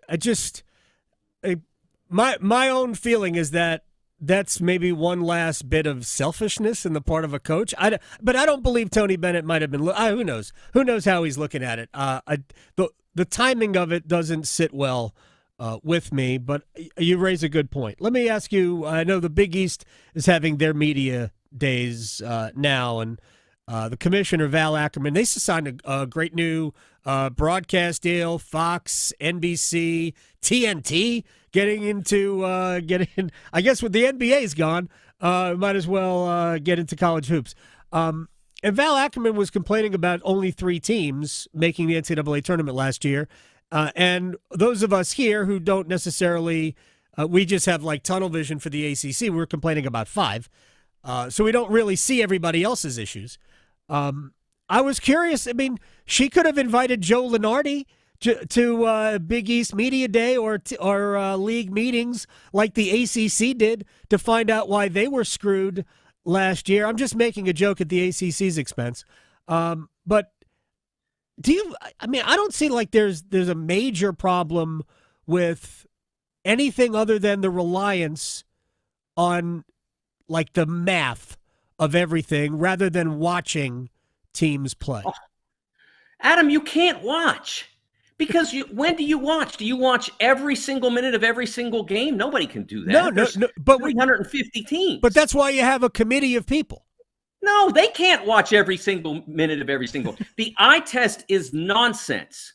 If the eye test mattered, right, then we would all live in Vegas in big houses. And now, I always used to say that. Now you don't even have to live in Vegas. You can live wherever you want. That's right. You just punch it on your phone. Yeah, but I would not live in a big house based on my The eye test is nonsense. You have to use the data. Why does it work for football? It's because the CFP was nonsense for as long as it did, and look what they did to Florida State. Yeah. Now with automatic qualification in college football, be a little bit better. I don't know what they'll use for data.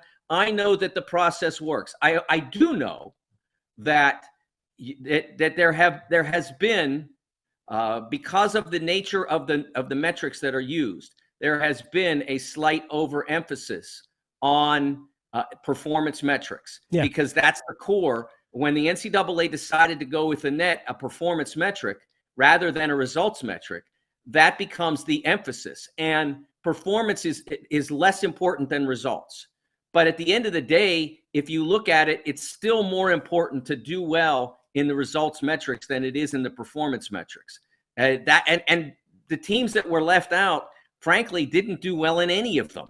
Just about. Right. It's that simple. If we hadn't had the perfect storm of bid stealers last spring, both the ACC and Big East would have gotten more teams than they did because the teams that were left outside the door were Pitt, Seton Hall, teams like that. So they would have had those teams in if it hadn't been for Florida. Florida Atlantic losing out on their conference tournament, multiple others that did that. Indiana State thought they should be in. Right. They should have won their league tournament. At the end of the day, it comes down to how the committee process works.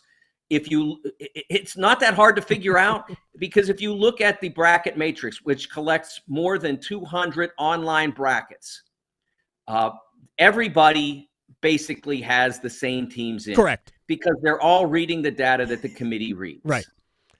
Yeah, I mean, the difference is, like, it's so marginal, the difference. Like, you'll get, like, I mean, I used to do it a long time ago when I had more time before kids. When I had more time every week, I would do it every week. And I would come up with, of the 31 at-large teams, I would get 30. Every year I'd get, because it's just not that difficult. The seeding part is probably a lot more difficult. By the way, one of those bid stealers was NC State last year, because and it was funny. The narrative coming out of the preseason poll was the ACC is being disrespected again. And I asked two questions. One, who in the ACC other than Duke and Carolina had to be ranked? And I think you and I are on the same page. I think the third best team is Wake Forest. I think if Hunter Salas and Cam Hildreth and Efton Reed, if they stay healthy and the pieces around them are productive, I think Wake is going to be really, really good. So I'm not. You could have ranked them, but there's nobody else that screams I must be ranked. And the argument that, well, NC State was in the Final Four last year and they returned their third leading scorer and their glue guy point guard, like, they wouldn't have even been in the tournament had Michael O'Connell not hit a desperation three to force overtime against Virginia, who wasn't even that good. So, NC State didn't have to be ranked. It was a magical ride. I love that, and I hope that they'll be able to build on that through recruiting and all that, and have a good year. And I don't even know where I was going with all of this, but I don't think the ACC was being disrespected. I mean, two teams in a top 25. So what? What's more meaningless than the preseason poll? Oh, when you mentioned that to me before we came on the show, that was my first thought. I don't care about any polls, to be honest with you, and that's one of the beauties of covering the sport that I do, that the polls don't matter at all. Right. So I'm happy to see that. I look at it like, all of us do preseason rankings, and we try to get it as right as possible. And I'll tell you right now, I will have Wake in my top 25. Okay. But I think I can also probably reveal that's probably the only other ACC team other than the two you mentioned. Right. Because and they have to prove it. And now they can go out and completely overturn those tables in the way that the Mountain West did a year ago. In the way that the Big 12 dominated a year ago. You go out and you win the games in November and December. I'm really weary of this idea that, well, you shouldn't wait November and December so much because teams get better. And I'm like, do only teams in the ACC and the Big East get better? Right. Nobody else does? Right. It's nonsense. Yeah. You have to perform because you're establishing the value of your league wins. Yeah, this is the fabric. This is the fabric of the national part of college basketball happens in November and December, although Duke, I believe Duke and Illinois are going to play a non-conference game. I think it's in February, which is what we used to have on a regular basis, was national non-conference games in the second half of the ACC season. I had Duke and UCLA a couple of years in a row. Duke used to play St. John's or Georgetown, every year, like in January or February. Heck, I remember a weekend where Maryland, when I cared, hosted Villanova and Notre Dame in the weekend, both on the weekend. Outside of ACC play, we're going to have to wrap up here, but I want to ask you one quick question. Gosh, I want to talk more basketball with you, but you're a Steelers fan. Mike Tomlin did he get it right with Russell Wilson? Oh, he got it perfectly right. I was on board to the extent that I thought that Justin Fields had shown that he wasn't at this point capable of using all the passing game that was necessary to make that team as good as it could be. I thought the way to go would be to continue to start him until he completely faltered and then make the move. But Mike gambled in a sense that Russ could be ready enough to beat the Jets. And then you have a full week more than a full week to prepare for the Giants, and then the bye week. And so the timing couldn't have been better for his return to health. And his performance on Sunday night was terrific. It wasn't perfect, but he did some wonderful things. Didn't get sacked. Was really smart about using the pocket and allowed some of their better receivers to get actively involved again. Yeah, I thought after a tough first quarter when Twitter had already decided he was washed, he was great the last 3 quarters. And if they get any semblance of offense, then they are dangerous because the defense is so good. And we like all the Wilsons here because we're big fans of Peyton Wilson, your new stud middle linebacker, Mike DeCourcy of the Sporting News, at TSN Mike on Twitter. My friend, I appreciate your time, man. Talk to you soon. Thanks, Adam. It was cool to watch Peyton Wilson do so much damage to the Jets on Sunday. By the way, I saw an injury report on Aaron Rodgers.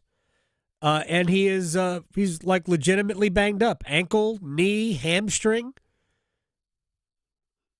The Jets have to the Jets have like it's not just his feelings? No, it's not just his feelings. I've actually seen the not quite in their entirety, but a bunch of his McAfee interviews. He's not coming off as being in as much denial as I want. I want him to be more defiant. I think he recognizes that this might not happen. He recognizes it. He's beginning to see the writing on the wall. I feel like the whole Devontae Adams trade was a kind of break glass in case of emergency type move. Well, yes, there's an emergency. Look, is there more glass to break? Yes, I do think that the Jets could easily, just looking at their next, well, they're 2-5. Just looking at the remaining 10 games, I mean, they could win 8 of them. I don't think it wouldn't be surprising to me if they won 8 of them, even though they're the Jets. But you also have to assume that you're going to get not great Aaron Rodgers. Let's allow that 3 years ago was the last time we saw great Aaron Rodgers. I believe 3 years ago he won the MVP. It was back-to-back years, right? And then the year after that, he had a thumb injury at the end of the year, and the last 5 or 6 games were terrible. Then, of course, last year was the Achilles. So,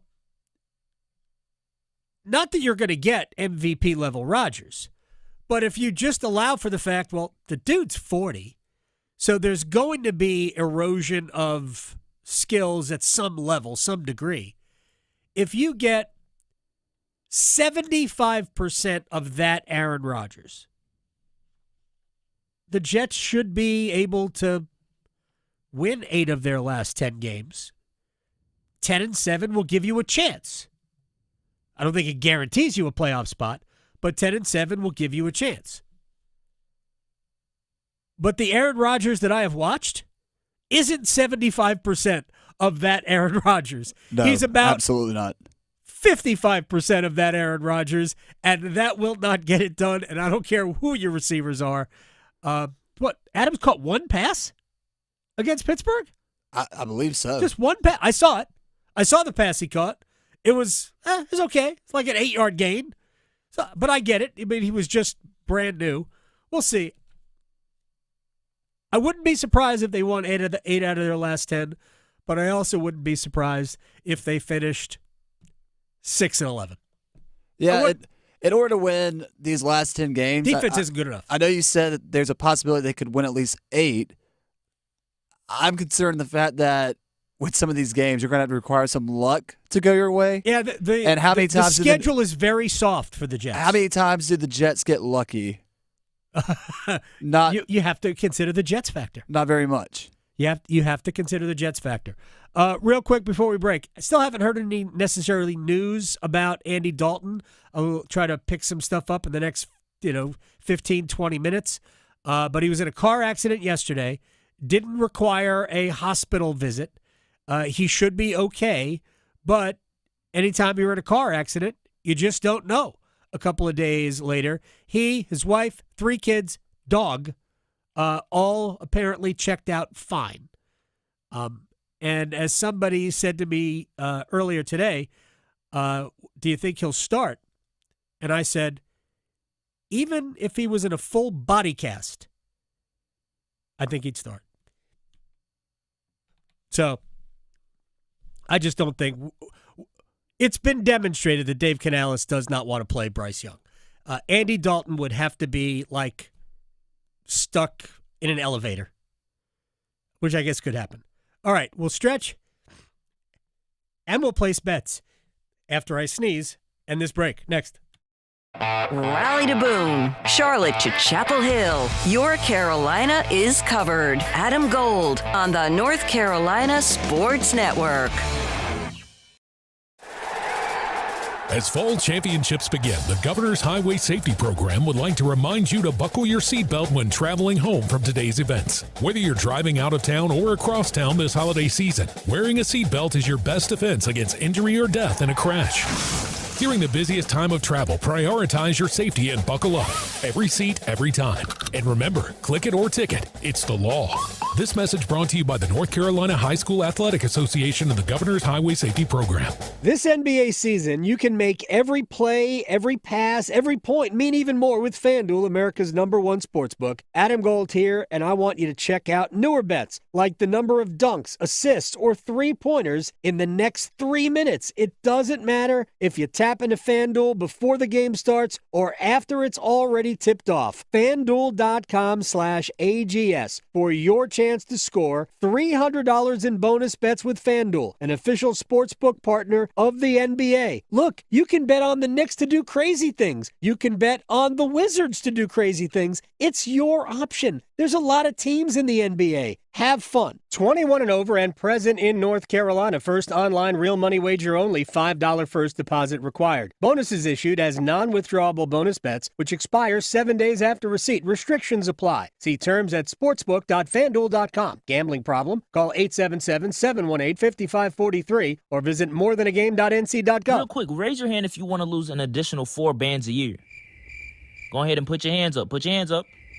You voted for Kamala Harris. Oh, okay, my fault.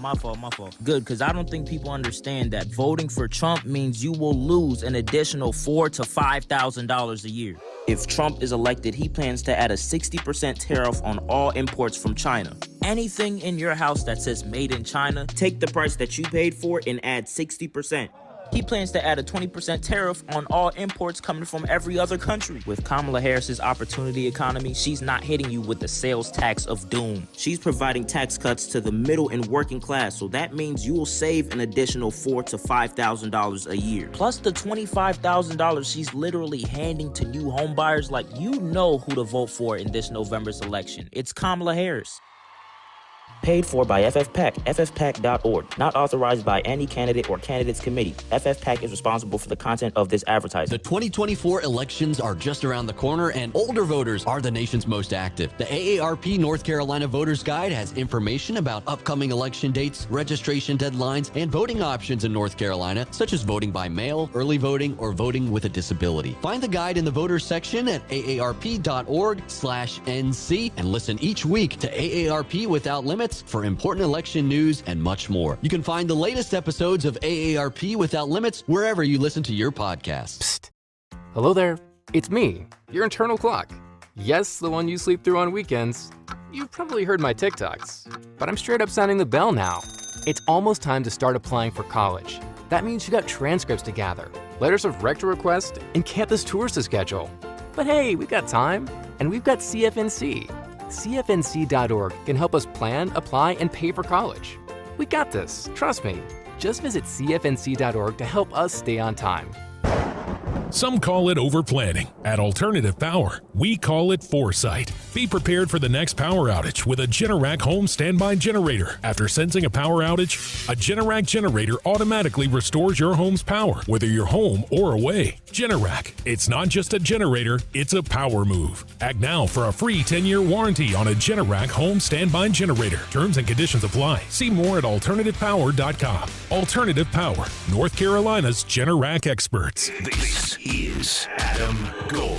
I had no idea John is a Cubs fan, too. Yeah, I think that's a prerequisite to being the head coach at Duke. I made one comment about the Cubs to Mike Krzyzewski, goes back a while ago, talked about the pitching staff, and he goes, yeah, but I don't trust Victor Zambrano. I'm like, what? The Adam Gold Show.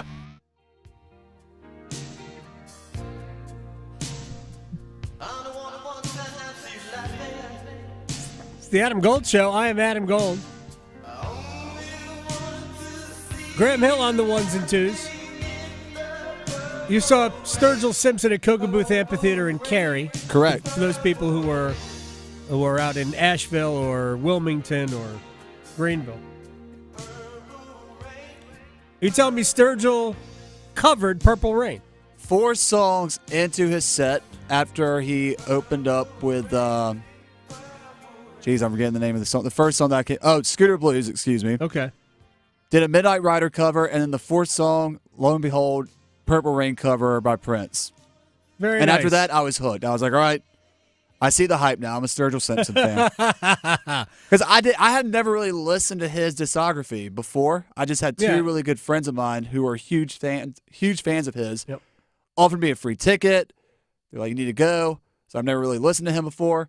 And that's the best kind of way to listen to an artist for the first time. Yep. Go see them live in concert and just get the full experience. And safe to say that he delivered.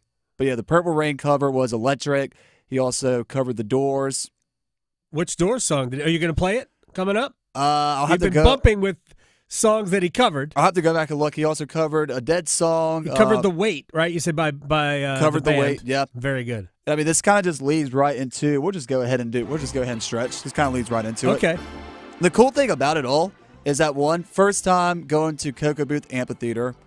As many people realize, and if you listen last Wednesday when I filled in for Victoria, Adam and I pretty much did a little bit of music review along with sports. That's right. We had Rick French on that day to talk about the Rock and Roll Hall of Fame, which I haven't watched yet, but I'm going to. Yeah, I need to get around to it as well. I was otherwise occupied this weekend. But he was supposed to just have one show on the leg of his tour currently last night. And then Monday night, he added an extra night to help with Hurricane Helene relief efforts in western North Carolina. So that was pretty cool for him to do.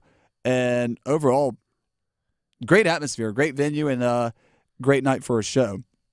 Now to talk about a little bit of some actual sports.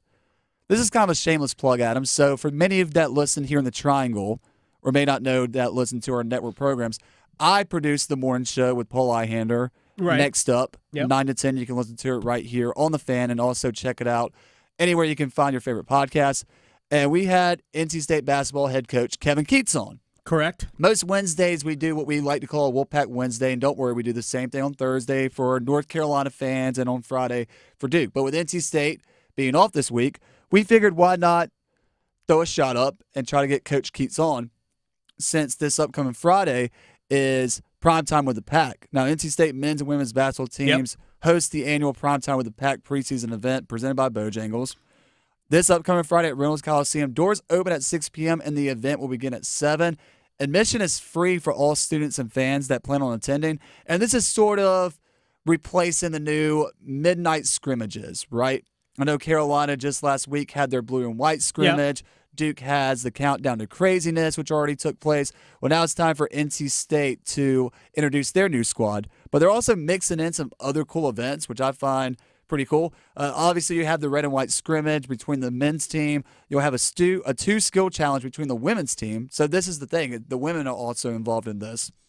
You have a dunk contest for the men's team. A dunk contest? Okay. An opportunity to get a photo with the ACC Championship Trophy and NCAA Regional Championship trophies. There's also a post-event autograph session hosted by One Pack, which will take place second floor concourse immediately after the event. Pretty sure all proceeds will also go towards NIL Pack collectives. Sure. But just a cool little event that NC State's doing. And here's head coach Kevin Keatts previewing Primetime with the Pack himself.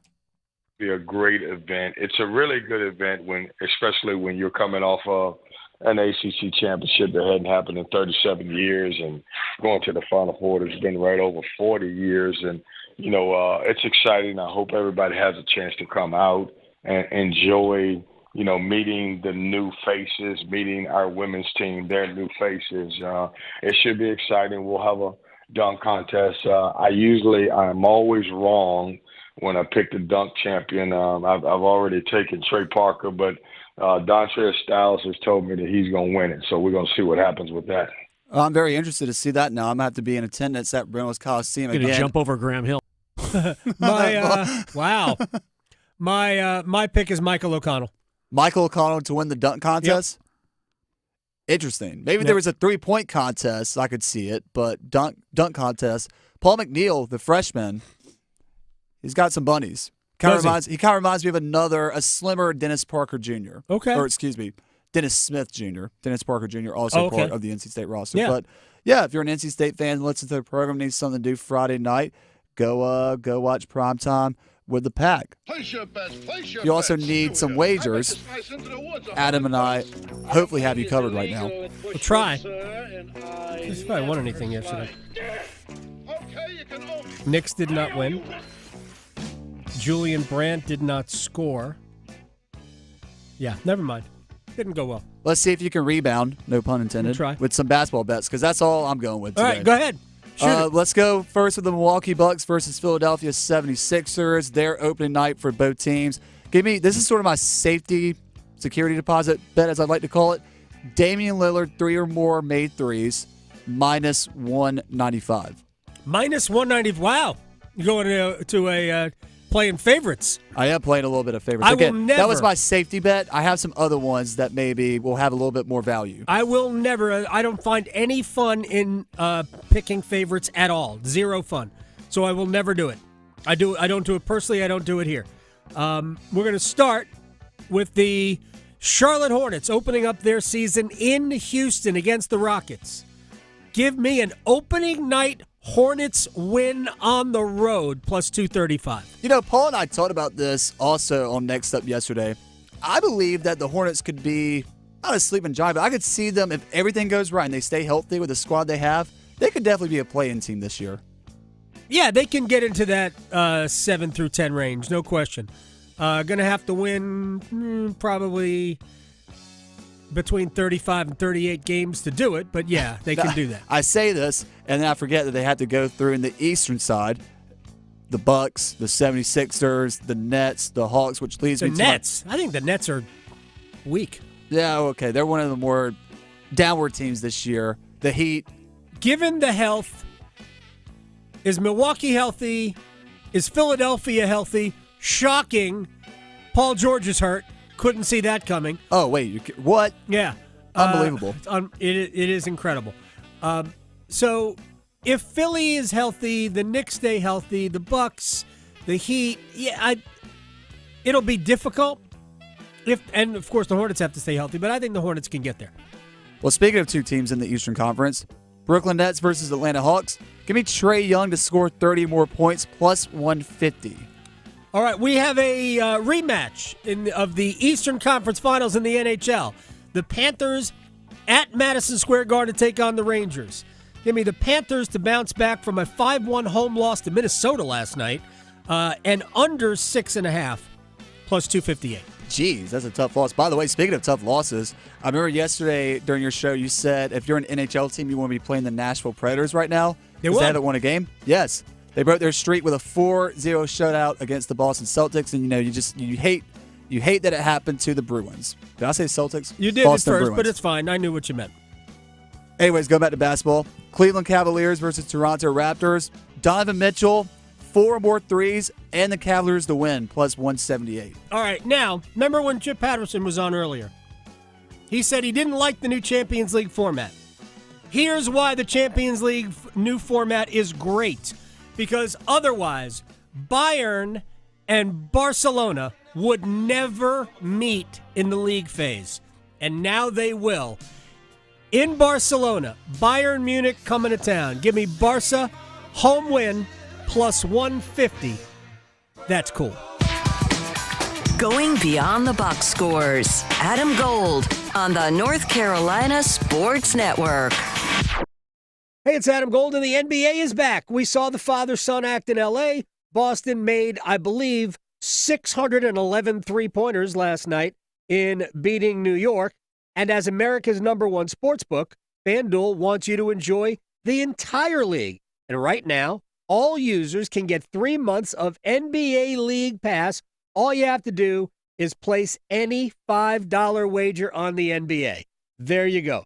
FanDuel.com/Adam Gold. 3 months of NBA League Pass courtesy of FanDuel.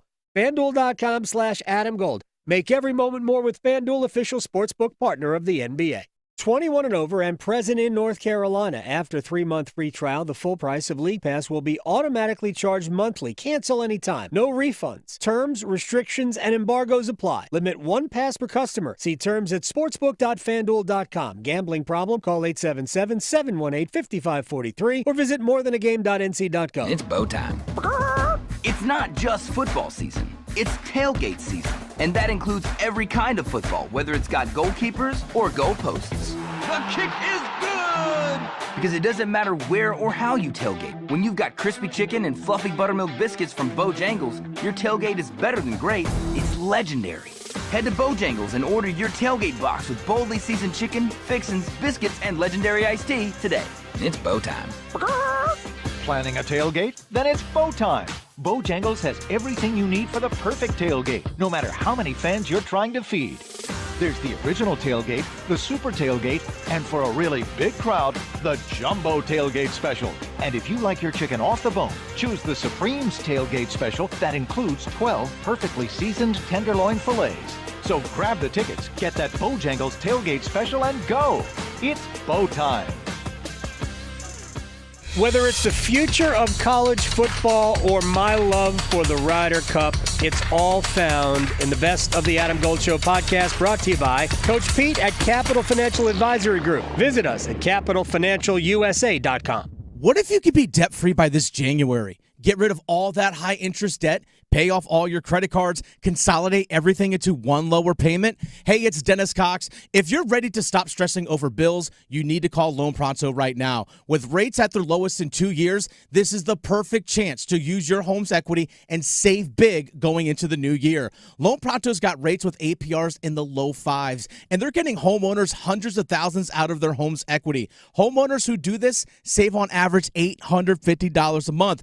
Loan Pronto offers a ton of options, including total refis or their Express Equity line of credit. So call now. Get a rate quote in just minutes with no hard credit pull and no upfront fees like those other guys. Call today and you won't make a house payment till 2025.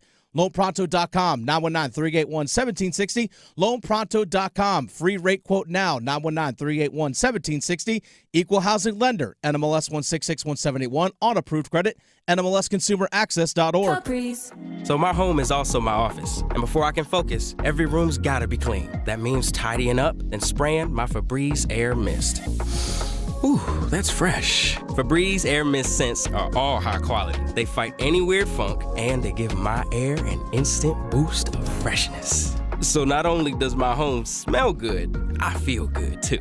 After I Febreze, it's time to start my day. Breathe happy, Febreze, la la la la la. This hour of the Triangle Sports Leader is powered by Ritchie Law Firm, injury lawyers. Ritchie Law is on top of it. Go to ritchielaw.com. That's ritchielaw.com. They score! WCMC HD1 Holly Springs. Take us with you on radio, web, app, Alexa, and YouTube. 99.9 The Fan, the Triangle Sports Leader. Gostisbehere with it. Kane still keeping the pressure on. Gostisbehere hammers it. Oh! Hit the parlay! Another ghost sighting in October. And the Canes with a goal on the power play make it 2-1. Classic. We just talked about Gostisbehere being plus 1,400. Thank you now to Stuart Skinner for that ridiculous save. Because that allowed Gostisbehere to eventually lean in. Lean in, use that 85 flex and blow it by Skinner on the glove side for his 4th and 4 games in his second tour with Carolina. It's the Adam Gold Show. I'm Adam Gold. Graham Hill on the 1s and 2s.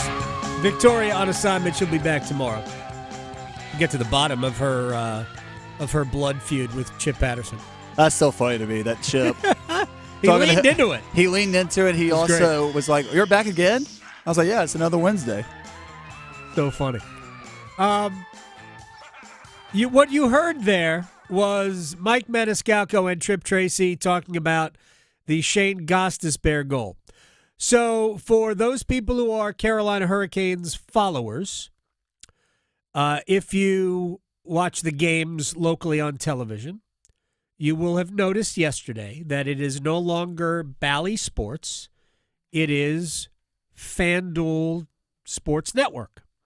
Right? Think of FanDuel or FanDuel Television, whatever it is. FanDuel Sports Network. Okay, so there, and I thought it was adorable that both Mike and Trip wore blue ties.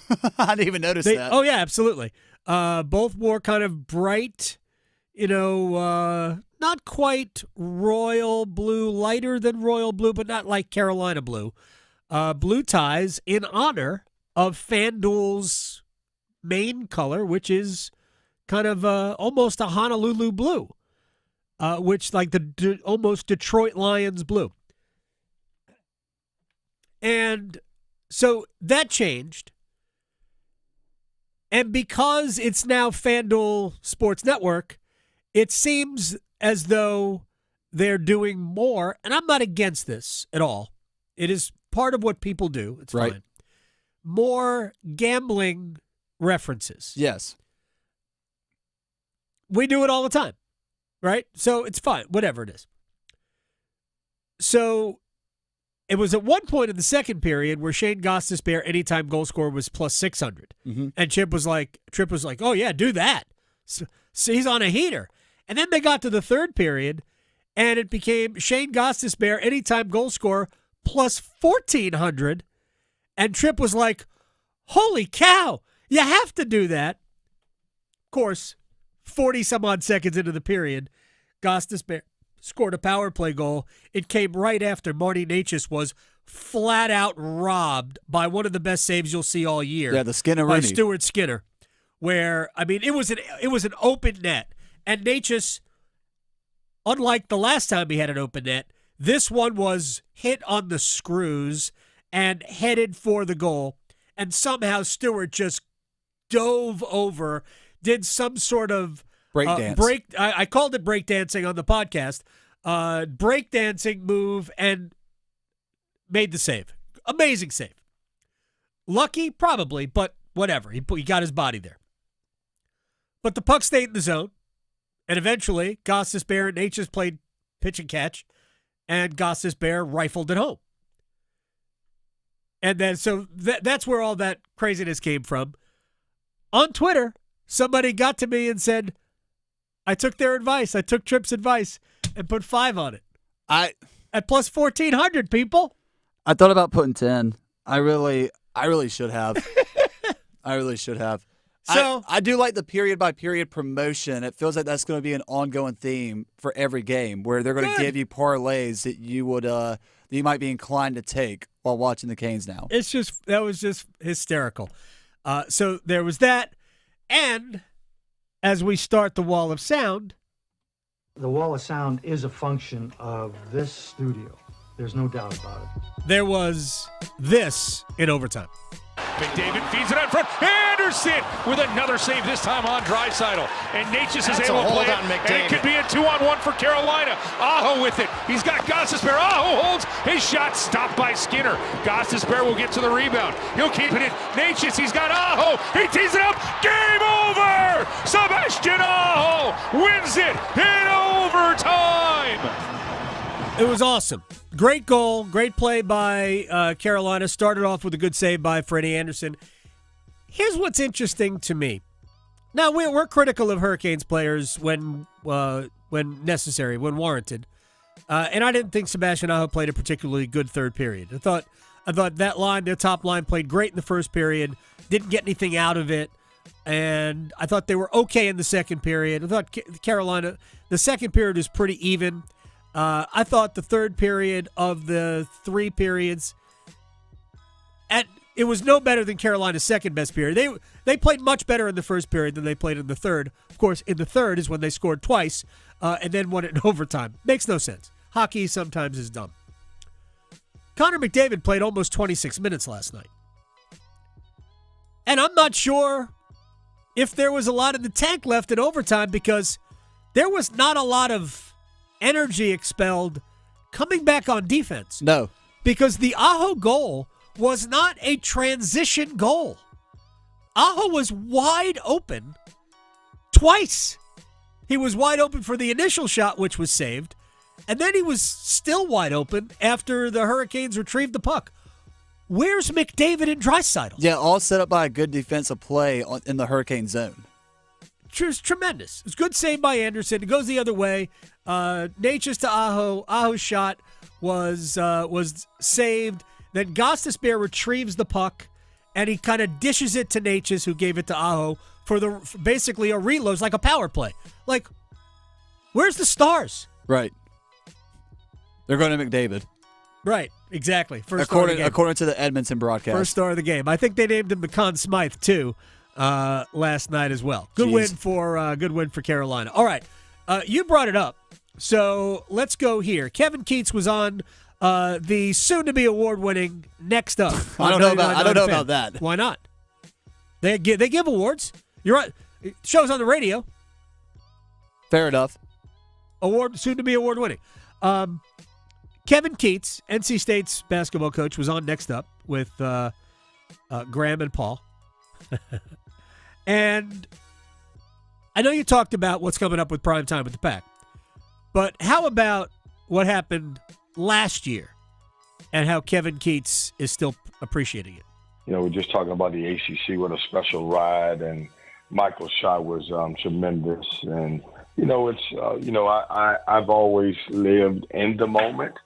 And so, you know, it's one of those things where, you know, as we started winning those games, by the time we got to Virginia, we always felt like we were going to win after we got past Louisville. But I think the biggest thing is you just got to stay in the moment. I try not to get too high when nobody's texting you or when you're probably getting after the ACC after every game. I probably got about 1,000 text messages per night, and I just try to stay in the moment, and really it was a magical deal because we kind of just locked into our team.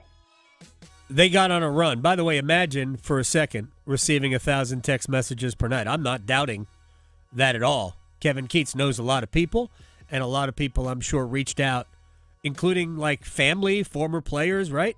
Reached out to congratulate former him. coaches, yeah, from Louisville, UNC Wilmington. I'm sure. Look, I'm sure that Rick Pitino got up in his text thread. All right, more from Kevin Keats, because I think this is the better one. How do you put that behind you and move on to what's next? Well, I think the biggest thing is you got to realize that this year's team is not last year's team. And, you know, when you look at that team had played, you know, 30 games or 30-some games, and, you know, by the end of the year, obviously, we talk about getting ready to be ready in March, and we were really good in March. But that's a team that was prepared for March, and now you start over like most programs in college basketball because you got so many new pieces. And so you have to be careful. You can talk about our run, but it's completely different. Though we have some guys that's returning, you've got to kind of focus on how do we develop chemistry with this group and get all of these guys on the same page so you can have the ending that we had last year. Good luck. I mean, that's not an editorial comment. It's hard to follow that up. I think if NC State were to make a run into the NCAA tournament, I think that would be a really, really good follow-up to that. That's what I would like for NC State. All right, one more thing, and then we will break. And Cory Lavalette, North State Journal, covers the Hurricanes, is going to join us in our next segment. I know we had LeBron and Bronny playing for the first time. We have beaten that to death. Not necessarily on this show, but nationally, and I understand why. But it was J.J. Redick's first NBA game as head coach. He's been a great media, star for ESPN. Plus, his podcast was great. But he got to coach his first ever NBA game last night. It was awesome. Gabe and I were talking right before the national anthem. I said, hey, how you feeling? He said, I feel great. I feel clear-minded. How are you feeling? I said, I feel great. I feel clear-minded. No jitters. Like, I just, you feel the juice and the energy from it. But it felt comfortable and natural and all that. Again, I'm very fortunate. I've said this a number of times. I'm very fortunate that I have the staff that I have, and I have the players that I have that I get to coach. I'm very grateful for all of that. It's going to be interesting to watch how he does. I know there are people that have clowned the decision to hire him. No coaching experience other than coaching his kids in AAU ball. And it's the Lakers, which is sort of like not coaching anything and then being asked to coach the Yankees. And then if it goes wrong, it's all your fault. The Lakers are one of those franchises that everything they do is the most important thing ever. So it's difficult on a first-time coach. But there are people who think that J.J. Redick is a legitimately brilliant basketball mind. I'm not saying one way or the other. I've spent a little bit of time with him. I've talked to him a little bit. JJ's really got a high basketball IQ. I think the biggest challenge for him will be not getting managed by players.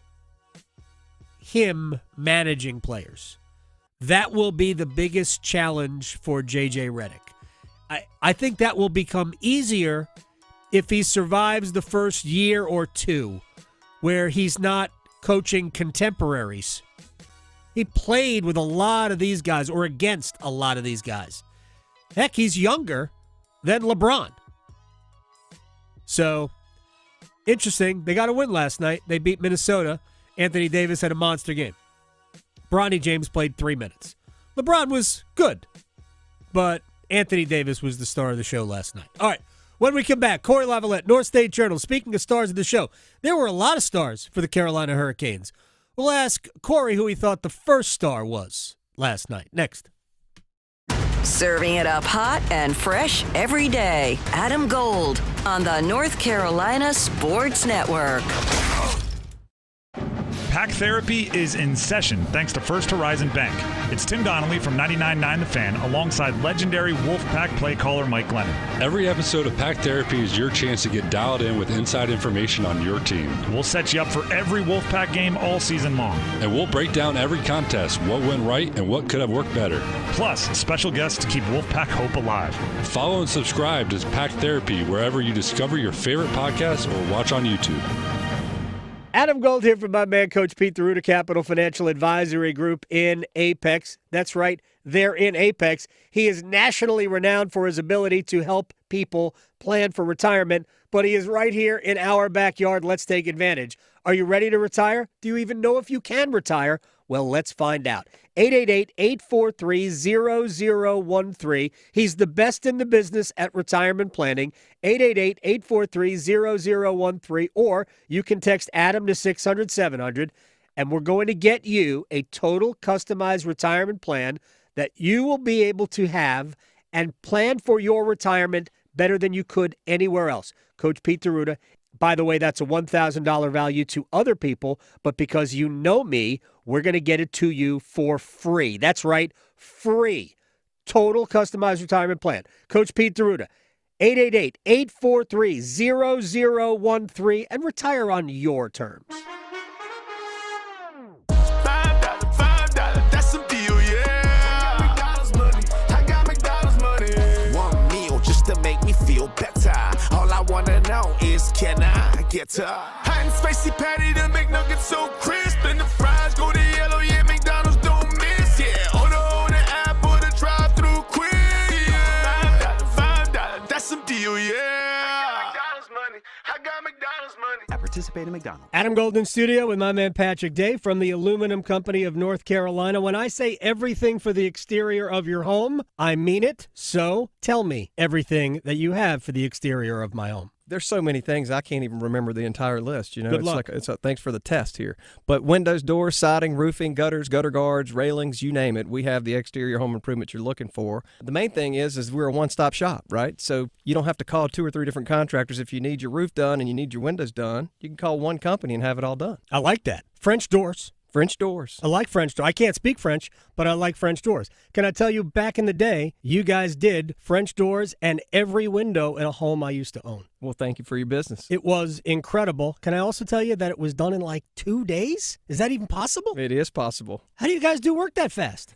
We're good. You're We're fast. good. That's Patrick Day from the Aluminum Company of North Carolina. They do the best work in the industry and the best customer service in the industry as well. AluminumCompany.com. Looking for a deal that can't be beat? At Wilkinson Chevrolet Cadillac Buick GMC in Sanford, we've got the offer you've been waiting for. Get 0% interest for 36 months on the 2024 Chevy Silverado 1500 LTZ. Plus, defer your payments for 90 days. Plus, get $3,750 in customer cash, $2,250 in trade assistance, and an exclusive $3,500 Wilkinson discount. That's over $9,500 in savings on your new Silverado. Visit Wilkinson Chevrolet Cadillac Buick GMC in Sanford or online at wilkinsoncars.com. It's Tim Donnelly for Window Nation. It's getting cold. Your heating bills are on the rise, and your house's old and damaged windows are letting all of that heat and your money go right out the window.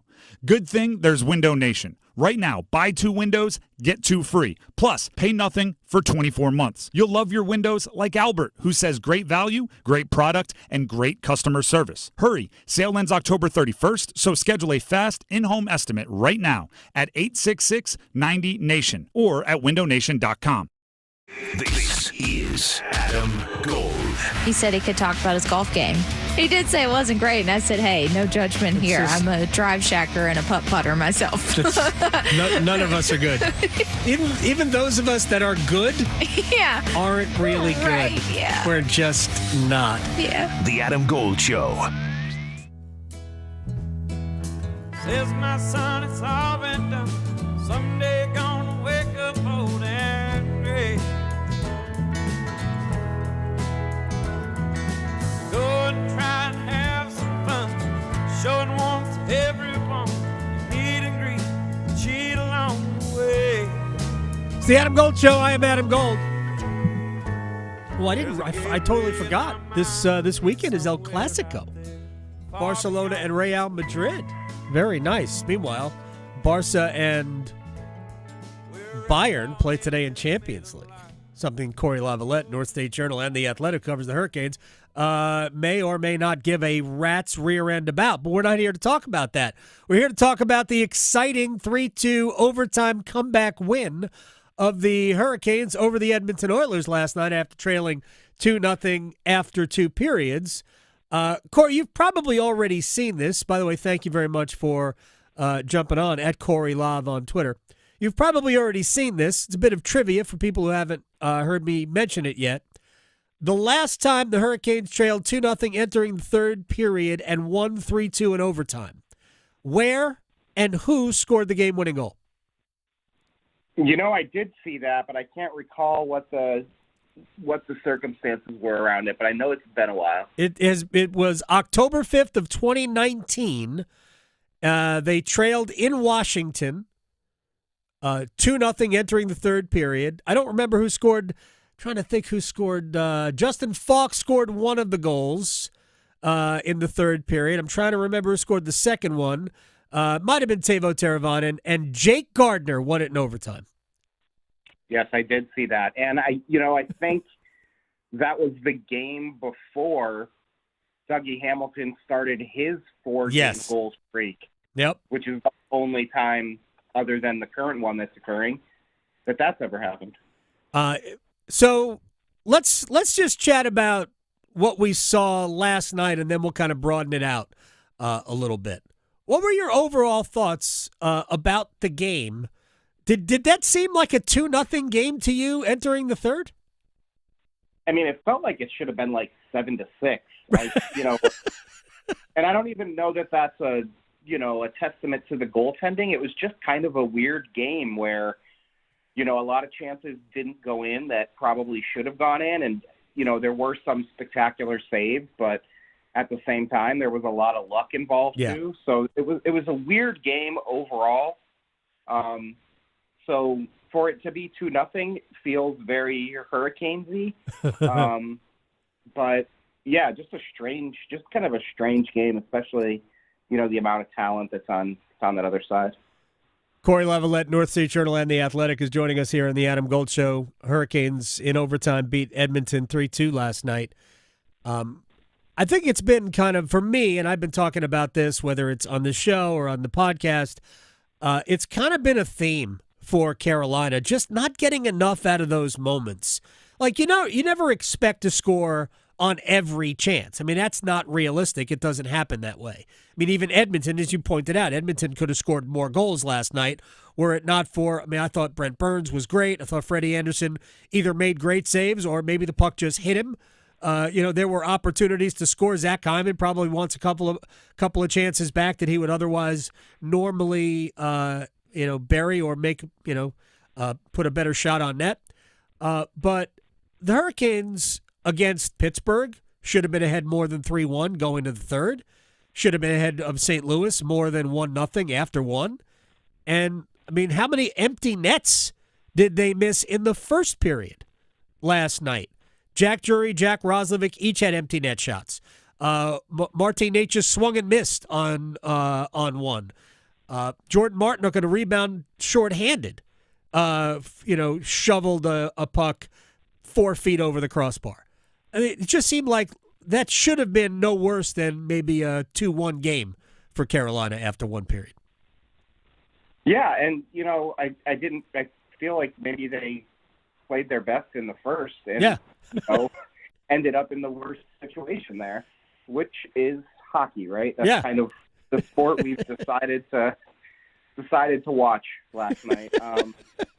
Can just kind of be that way. And I don't know, maybe it's the early season, fully getting your hands back. Maybe it's just one of those things that the ebbs and flows of a hockey season, and we'll be looking back on this in the middle of, January sometime when they score on seemingly every chance they get. Yeah. You don't want to think too much about it. The fact that, even look at Sebastian Aho. I don't think he's been particularly good so far this year, and he's got a point per game. So, which is what great players do, right? I don't think Martin Necas has been particularly good so far this year. He's, more than a point per game. More than a point per game. So, it can be weird that way. And, I guess, if you're the Hurricanes, you take the 2 points and you ride off to Calgary. I think speaking specifically to Aho, I think that line has been, as a group, very good without anybody standing out. I think that group has been good in terms of creating opportunities. They just really haven't clicked. Even the one goal at 5-on-5, the Svechnikov goal, was in some ways a goof because Andre didn't beat the goaltender cleanly. It went off his skate and in. So and he had the whole net to shoot at. So I do wonder this because, and then I'll kind of flip this over to Necas. I wonder because you and I have talked about it. I've talked about it. The margin for error, the scoring depth isn't necessarily there, at least among the forward group. It's clearly there in defense now. But among the forward group, the scoring depth is not there. So I just wonder if a little bit of pressure, self-pressure, is being applied by Aho and Svechnikov and Jarvis and Necas because they know that those are the guys that have to score. I do think that it looked like they relaxed a little bit after the Gostisbehere goal got it to 2-1. Because I thought from that point on, maybe not Aho, who wasn't good in the third period last night, but in the case of Necas, I thought Necas was excellent from maybe the middle of the second period to the end. They just needed their magic amulet, Shane Gostisbehere, I guess. I guess you take Shane out of your pocket and he scores a goal and things start to go right for you. It's the best way we can look at it. He has been remarkably good. What have you thought of Brent Burns through 5 games? I thought he was actually rather good last night. Yeah. My concern coming into this season was you saw that dip in shots on goal. The thing that has made him so prolific is his ability to get shots through, to get releases on shots. And last year it dipped, and his point total dipped, and he did a lot of his damage on the power play. At even strength, he did not do a whole lot. And now, he's got, I think, 10 shots, which is fine. 2 a game is fine. But, time comes for everyone. And right. What the Hurricanes need is Brent Burns to just, it's kind of like, let my car get through the winter, They need him to still be an effective player this year. And, what happens after that, I think we probably know. This is probably his last season here. But, yeah, I mean, I thought defensively he played a good game last night, and that is not an easy assignment, going against Connor McDavid and Leon Draisaitl. Yeah, I named him my second star of the game. I thought he was exceptional defensively last night. Even if it was just that first power play where Jordan Staal lost his stick. I mean, Brent Burns got his stick on either 3 shots or passes or knocked the puck away off of somebody's stick, and there are no average players on Edmonton's power play. I thought Brent was excellent last night. I think he's moving better, and Rod Brindamore, at least in my conversation with him yesterday, kind of accidentally let slip that he was dealing with an injury, and it sounded like he started to say the word hernia. So, I mean, maybe that has something to do with the drop-off, because we all saw it. I didn't think he was good in the playoffs at all, but maybe that had something to do with the drop-off in play. If it were up to you, who would start in goal tomorrow in Calgary? I mean, I think I've been pretty clear that I think you need to hand the reins to Kochetkov at some point. Right. You can't keep handing starts to Frederik Andersen, because history has shown that something's going to happen and you're not going to have him anymore. At the same time, I mean, Anderson's been really, really good. I think that they'll probably continue with the alternating games and go back to Kochetkov, and then you see what happens in that game. And, if you can get through the road trip going through each of them, you don't have another back-to-back, I think, until mid-November. So those are 2 home games, which isn't a big deal against Ottawa and St. Louis. So I think you try to let this sort itself out that way and let these guys decide with their play on the ice who's going to be your 1A, so to speak. But at the same time, I don't think you can give Frederik Andersen 50 starts. No, I don't either. Kind of have to go alternate, right? Alternate them, one another, and let it figure itself out for the playoffs. Even at the beginning of the season, and you and I are on the same page, I think Kochetkov must be the guy as we get closer to the end of the season. I think he has to have established himself as the first choice part of the tandem. And what we all know is that Rod will choose one going into the playoffs. He always does. Whether it's Peter Mrazek or even a couple of years ago with a healthy Freddie Andersen, Antti Raanta. He had decided this is my guy right now. And it will take some time for that to change. Alex Nedeljkovic was the first choice goaltender when we got to the playoffs in the crazy pandemic Central year. But I'm not sure it wouldn't benefit Kochetkov to have a little message sent to him, because I didn't think he was great or good enough, even though he might have been screened and the Kapanen goal in St. Louis was a breakaway and a defensive mistake. Feel free to make the save.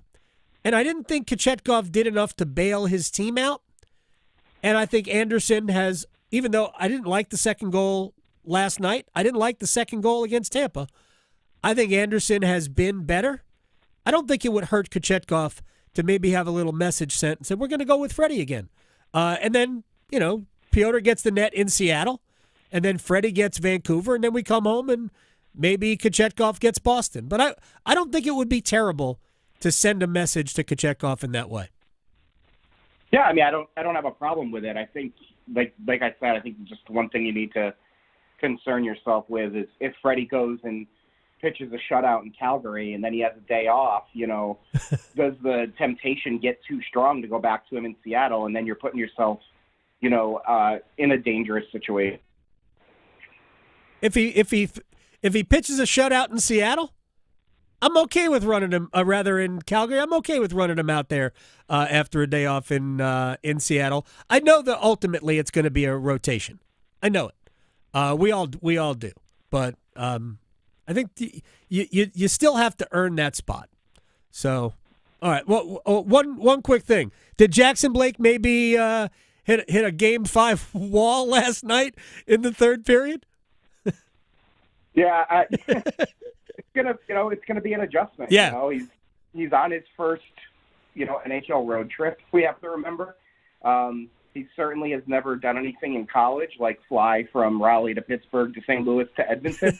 I don't know how many of those arenas he's played in during his career, but I'm going to guess it hasn't been all three. Right. And so everything's different, right? You have to find out where the locker room is. Just all those little things are probably mentally exhausting. Sure. And, I thought he was fine, but, he's a kid still, and you want to see out of him. But you have to expect that out of any 20, 21, 22-year-old player or younger, that there's going to be this ebb and flow of, consistency. And I think, the good news is he stayed out of the penalty box, which has been a little bit of a problem. But, you don't worry too much about him. He's done a good job. I love him. It's hard to argue with what he's done. He's been really good and kind of stole a job in camp. There's no question. I love the kid. I think he's going to be a really good player. I mean, who knows for how productive ultimately he will be, but I like what he's got, and I just thought it was funny to really, you could see it. It's like he struggled to the bench at one point in the third period. I'm like, we might have seen the last of Jackson Blake for the rest of this one. Cory Lavalette, North State Journal and The Athletic. My friend, appreciate your time. I will talk to you soon. Thanks, buddy. You got it. Thanks, Cory Lavalette. You could actually see the wall came for Jackson Blake in the third period. They bumped him up. He was playing. He took a couple of shifts with Aho and Jarvis. Yeah. And it was one shift that was the second one was particularly bad. And it wasn't necessarily Blake's fault. The first shift, he should have shot the puck and he passed. He deferred. And I think the next shift, he went out there and it was kind of a mess as a trio. And then the next time Aho and Svechnikov were on the ice, Jack Roslovic was playing the right side. I'm like, okay, well, that experiment ended. And I think he might have had one more shift at the rest of the game, and that was enough. Well, remember at one point in time, it seemed like last night, not at one point in time, it felt like a majority of the game last night, that fourth line, centered by Drury, kind of felt like it had its way with them a little bit, or the Oilers had its way with them. Oh, yeah. Oh, that line was not good. That was the first time that line was not good. This season, yes. Yeah, first time this year that line got bossed. Jack didn't have a particularly good game. I loved Eric Robinson. Almost every single night I have loved Eric Robinson. And I'm a Jack Drury stan as well.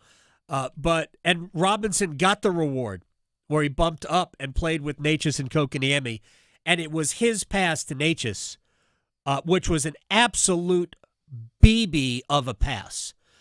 It would almost be harder to shoot the puck harder than he passed it, because it looked like it went under. It looked like the pass almost went under Stuart Skinner, the goaltender, right to Necas on the back door. Necas wasn't going to miss that.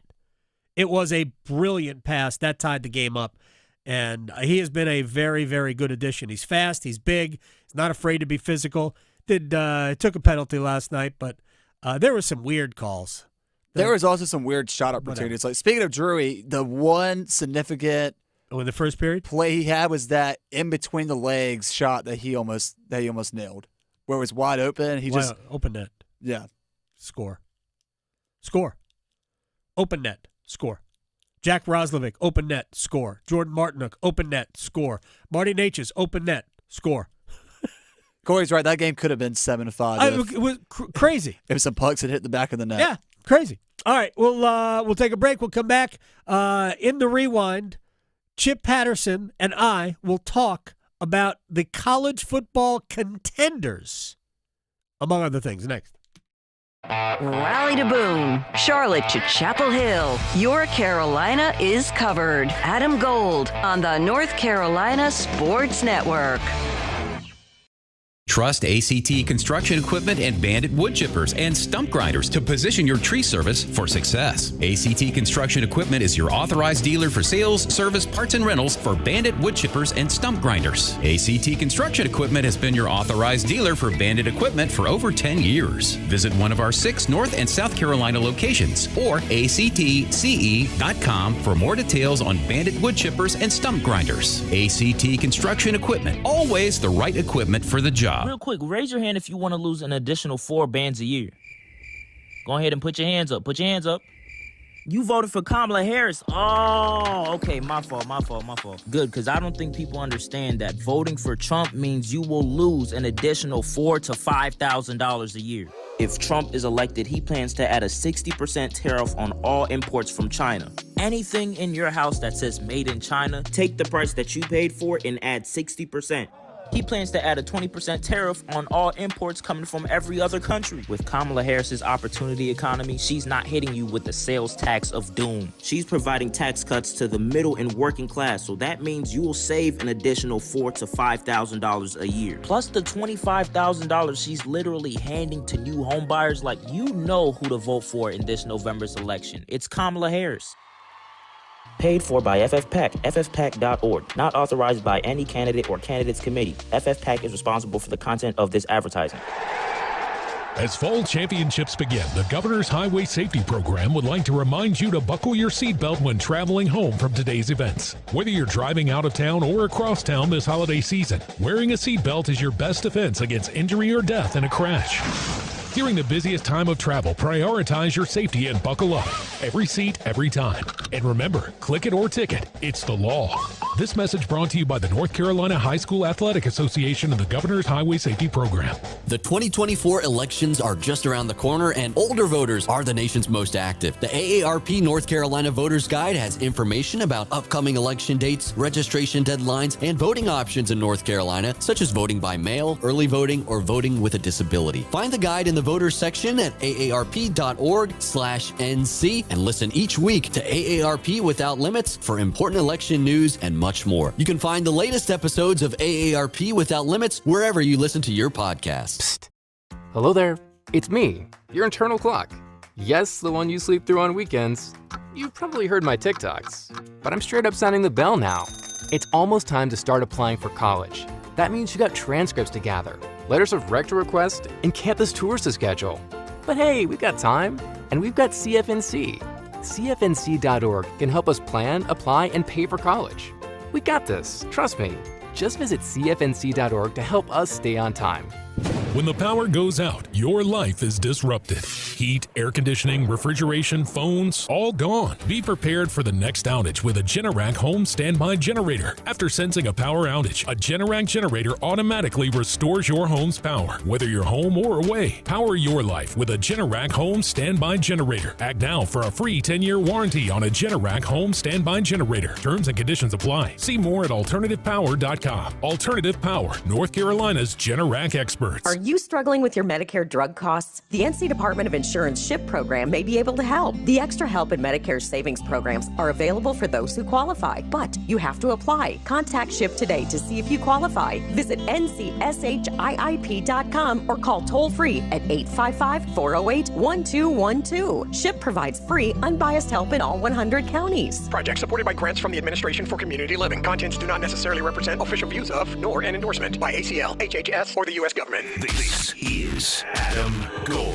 And I did have to use 2 screens at one point, or a couple of points, and I don't like it. I can't watch 2 games at the same time. There's a lot going on. I'm sorry. I'm incapable of doing that. Because there were times where, I forgot this other game was on in front of me. Yeah. The Adam Gold Show.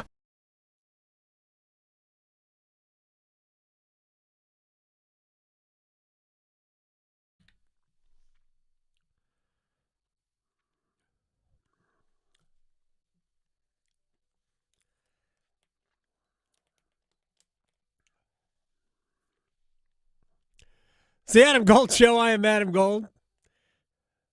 The old soul that is Graham Hill on the ones and twos today. Bang up job, sir. Appreciate it.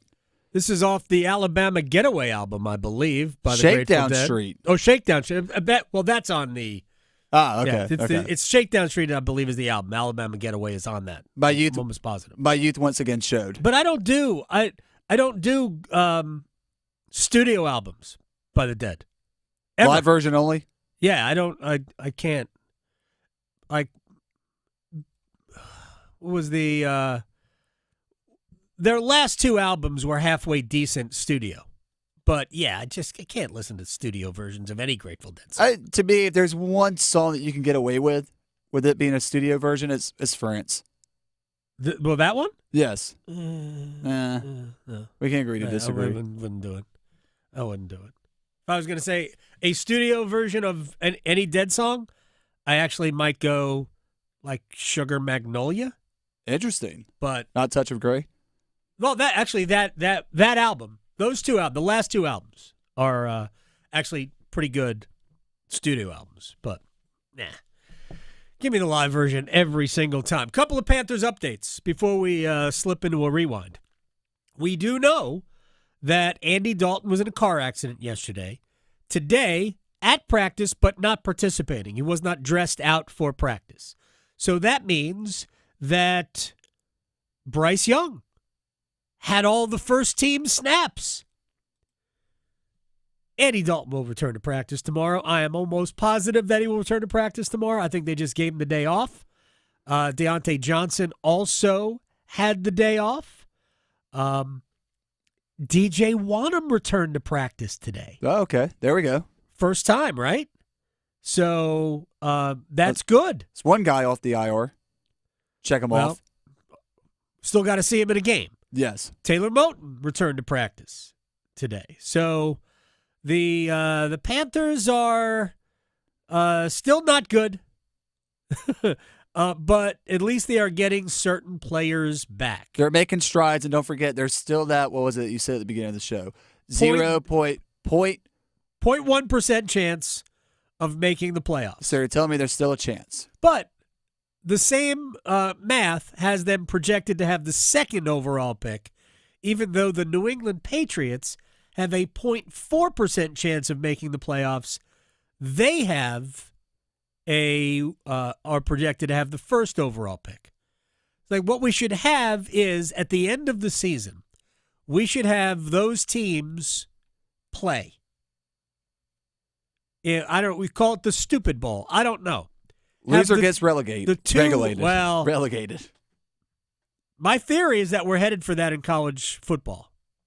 We're a ways out, but that's my theory, is that we're headed for a system of promotion and relegation. You could do it in college sports. You couldn't do it in pro sports. No way. Zero chance. People invest way too much money to buy franchises. And in college, even though people invest a lot of money, you don't own them, theoretically. A lot of boosters run them, but you don't own them. So, but I do think that's where we're gonna head. I think some of those crazy sounding systems are probably where college football, not college sports, college football is headed. All right, shall we rewind? Let's do it. All right. So I fancy myself a bit of a, skeptic at times. So I was looking at the college football rankings, Associated Press, coaches poll, and because Chip Patterson joins us every Wednesday, or whenever Victoria's not here. Kidding. I looked at the internal CBS Top 25 poll. Because actually they rank everybody. But I checked their poll out. And all three polls have Indiana ahead of Alabama. Now, Alabama has 2 losses. They lost at Vanderbilt. They lost at Tennessee. They hate the state of Tennessee. They're 0 for the state. 0 for the volunteer state. Stay out of Tennessee, Alabama. And Indiana is undefeated. So if we were just looking at it that way, but do we really think that Indiana's better than Alabama? So I asked Chip Patterson, who would you take in a game between those two? Last week, last Saturday, Indiana would have won that ball game. If they both played the way that they played, where Jalen Milroe is banged up, where the offensive line has not been playing well, the Alabama offense is cratered and the defense has never been good once, where Indiana is playing with such tremendous confidence in what they do and how they operate, and just went they went wire to wire, putting Nebraska in a locker. Nebraska? It was like Tom Osborne's Cornhuskers? I'm sorry, I'm not buying Nebraska, but you're right. Indiana's playing very well. Yeah, because it's the who you play, how you play. Right. And the way that Indiana plays is ruthless, relentless. We keep our foot down and we break you. They do not. And that's the thing is, even in Alabama, in some of the wins, has, they get out to the huge lead against Georgia, then they blow the lead. And then they need the heroics from Ryan Williams at the end. The line in the sand that you put on Alabama's season is you look from the beginning of the Georgia comeback to where they are right now, and they have not been particularly impressive. No. And they are very banged up right now at the quarterback position, and Milroe looks bad. He did not look good against Tennessee. I watched that game with Ernest. I was interested in that football game.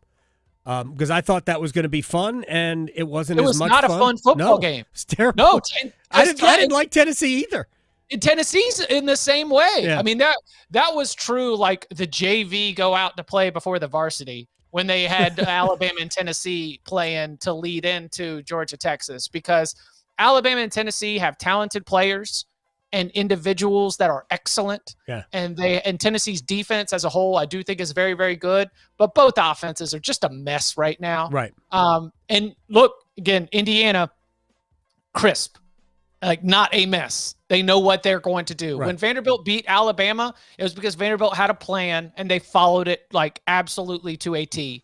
And I think that Indiana could bring that same approach. So if they were to play, not with Taven Jackson, the Indiana starter for this week when Indiana plays against Washington, but if they had played last week and it was the same team at the start of the game for Alabama and Indiana, I think Indiana would have won that ballgame. Shouts to ESPN, by the way, for having a Joe Lunardi-like conversation about the college football playoff when we are literally halfway through the season. It's never too early. It isn't. They are playing it up as much as possible because they know people are interested in it.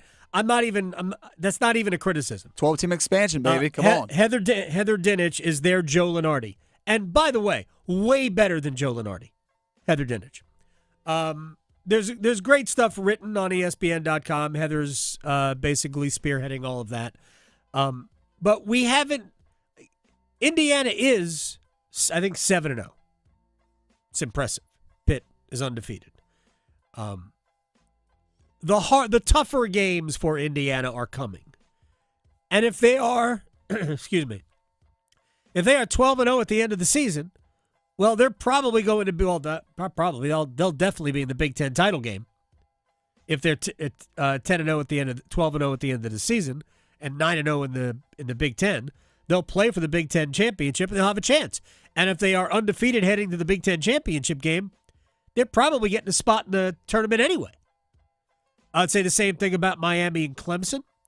If Clemson doesn't lose again and they and Miami are unbeaten and they do not play during the regular season, they're both going to go. It'll be interesting to see what happens if SMU or Pitt end up winning out. Now, that would come at the expense of either Miami or Clemson play Pitt. So, look, there's so many moving parts here. It's really hard to speculate. But in terms of what Indiana has accomplished so far, it's a little light for me. So, knowing how the committee has operated, I would find it comedy if you told the committee to spit forth, here's the 12 teams today. I'm not saying Indiana wouldn't be there, but I'm saying Alabama would be there ahead of Indiana. Because in football, and I talked about this with Mike DeCourcy, we're going to hear a little bit from Mike DeCourcy about another matter here in a second. But in football, the eye test matters the most. It matters the most. And this is the nature of college football anyway, over over time. If you've been a college football fan for a long time, you know the sport survives on arguments, on debates, because you can't compare everybody because there is so little overlap in the schedule. The best you can do is play transitive property. There's so little overlap. Basketball, where you play a lot more games, there's a lot more overlap. And then, of course, basketball is all about data points. We look on a spreadsheet. This team has this efficiency rating, therefore they're this good. I wish it were different, but it's not. All right, to Mike DeCourcy, national college basketball writer for The Sporting News, because I asked him about Tony Bennett's retirement. And I think it is fair to criticize the when. The why, I get the why. The when is what I don't understand, because Tony knew. Like, if he was going to retire, why not retire 4 months ago? Let me broaden that a little bit, though. If he had decided to depart immediately after Virginia's season ended, that would make in sense. March. If he had decided that, then everybody that worked for him, and what is that now, 10, 12 people, would have been imperiled relative to their employment. So there are two sides to this. Right. Everybody on his staff that wanted to return and he wanted to return was able to return for another year and get paid for another year and have a job for another year. And if by some chance Ron Sanchez becomes the next Tony Bennett, then they might all continue on past that. If he had retired in March, none of that happens. So I can understand anyone who is inflamed by the fact that he left his players on the hook. He made promises to them that he did not keep.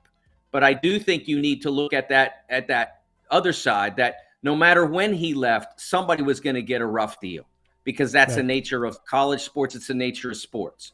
If he leaves in March, his whole staff is out of work, basically. And they might have found other jobs or whatever, but they're not at Virginia anymore, more than likely.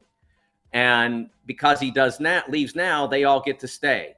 And Virginia's players now, they get a rough deal, because anyone who spent their redshirt year is pretty much stuck for this year. If you haven't and you don't wish to play this year, you can sit out, get your Virginia education for the next 2 months or the next 6 months, and then transfer. All right. First of all, every Virginia player is eligible to enter the transfer portal for 30 days upon Tony Bennett announcing his resignation. So they can go if they want, and they can go and become immediately eligible. But that isn't even, to me, the issue is this. Yes, if Bennett had made this decision in April when Virginia's season ended, it likely meant that many of those people would have also left Virginia, obviously not by their own choosing. But I think some probably would have stayed. They're not all coaches. They're support people. And I think some of them could have stayed. But also, if you're working for Tony Bennett, this might sound crazy, but you must be pretty damn good at what you do. So I don't see why those people wouldn't have been strong candidates to be hired elsewhere, on top of the fact that it's the nature of coaching. It's just the nature. That's the nature of the business. So, to me, first of all, the chances of Rob Sanchez being the next Tony Bennett are very small. They're just not going to win enough, and they're going to do a national search at Virginia, because they should do a national search at Virginia. But I don't like the way it was handled. I don't like the way it was orchestrated. Graham Hill, nice job as always. We'll see everybody tomorrow. We got another Canes game tomorrow night. Bye. Sir.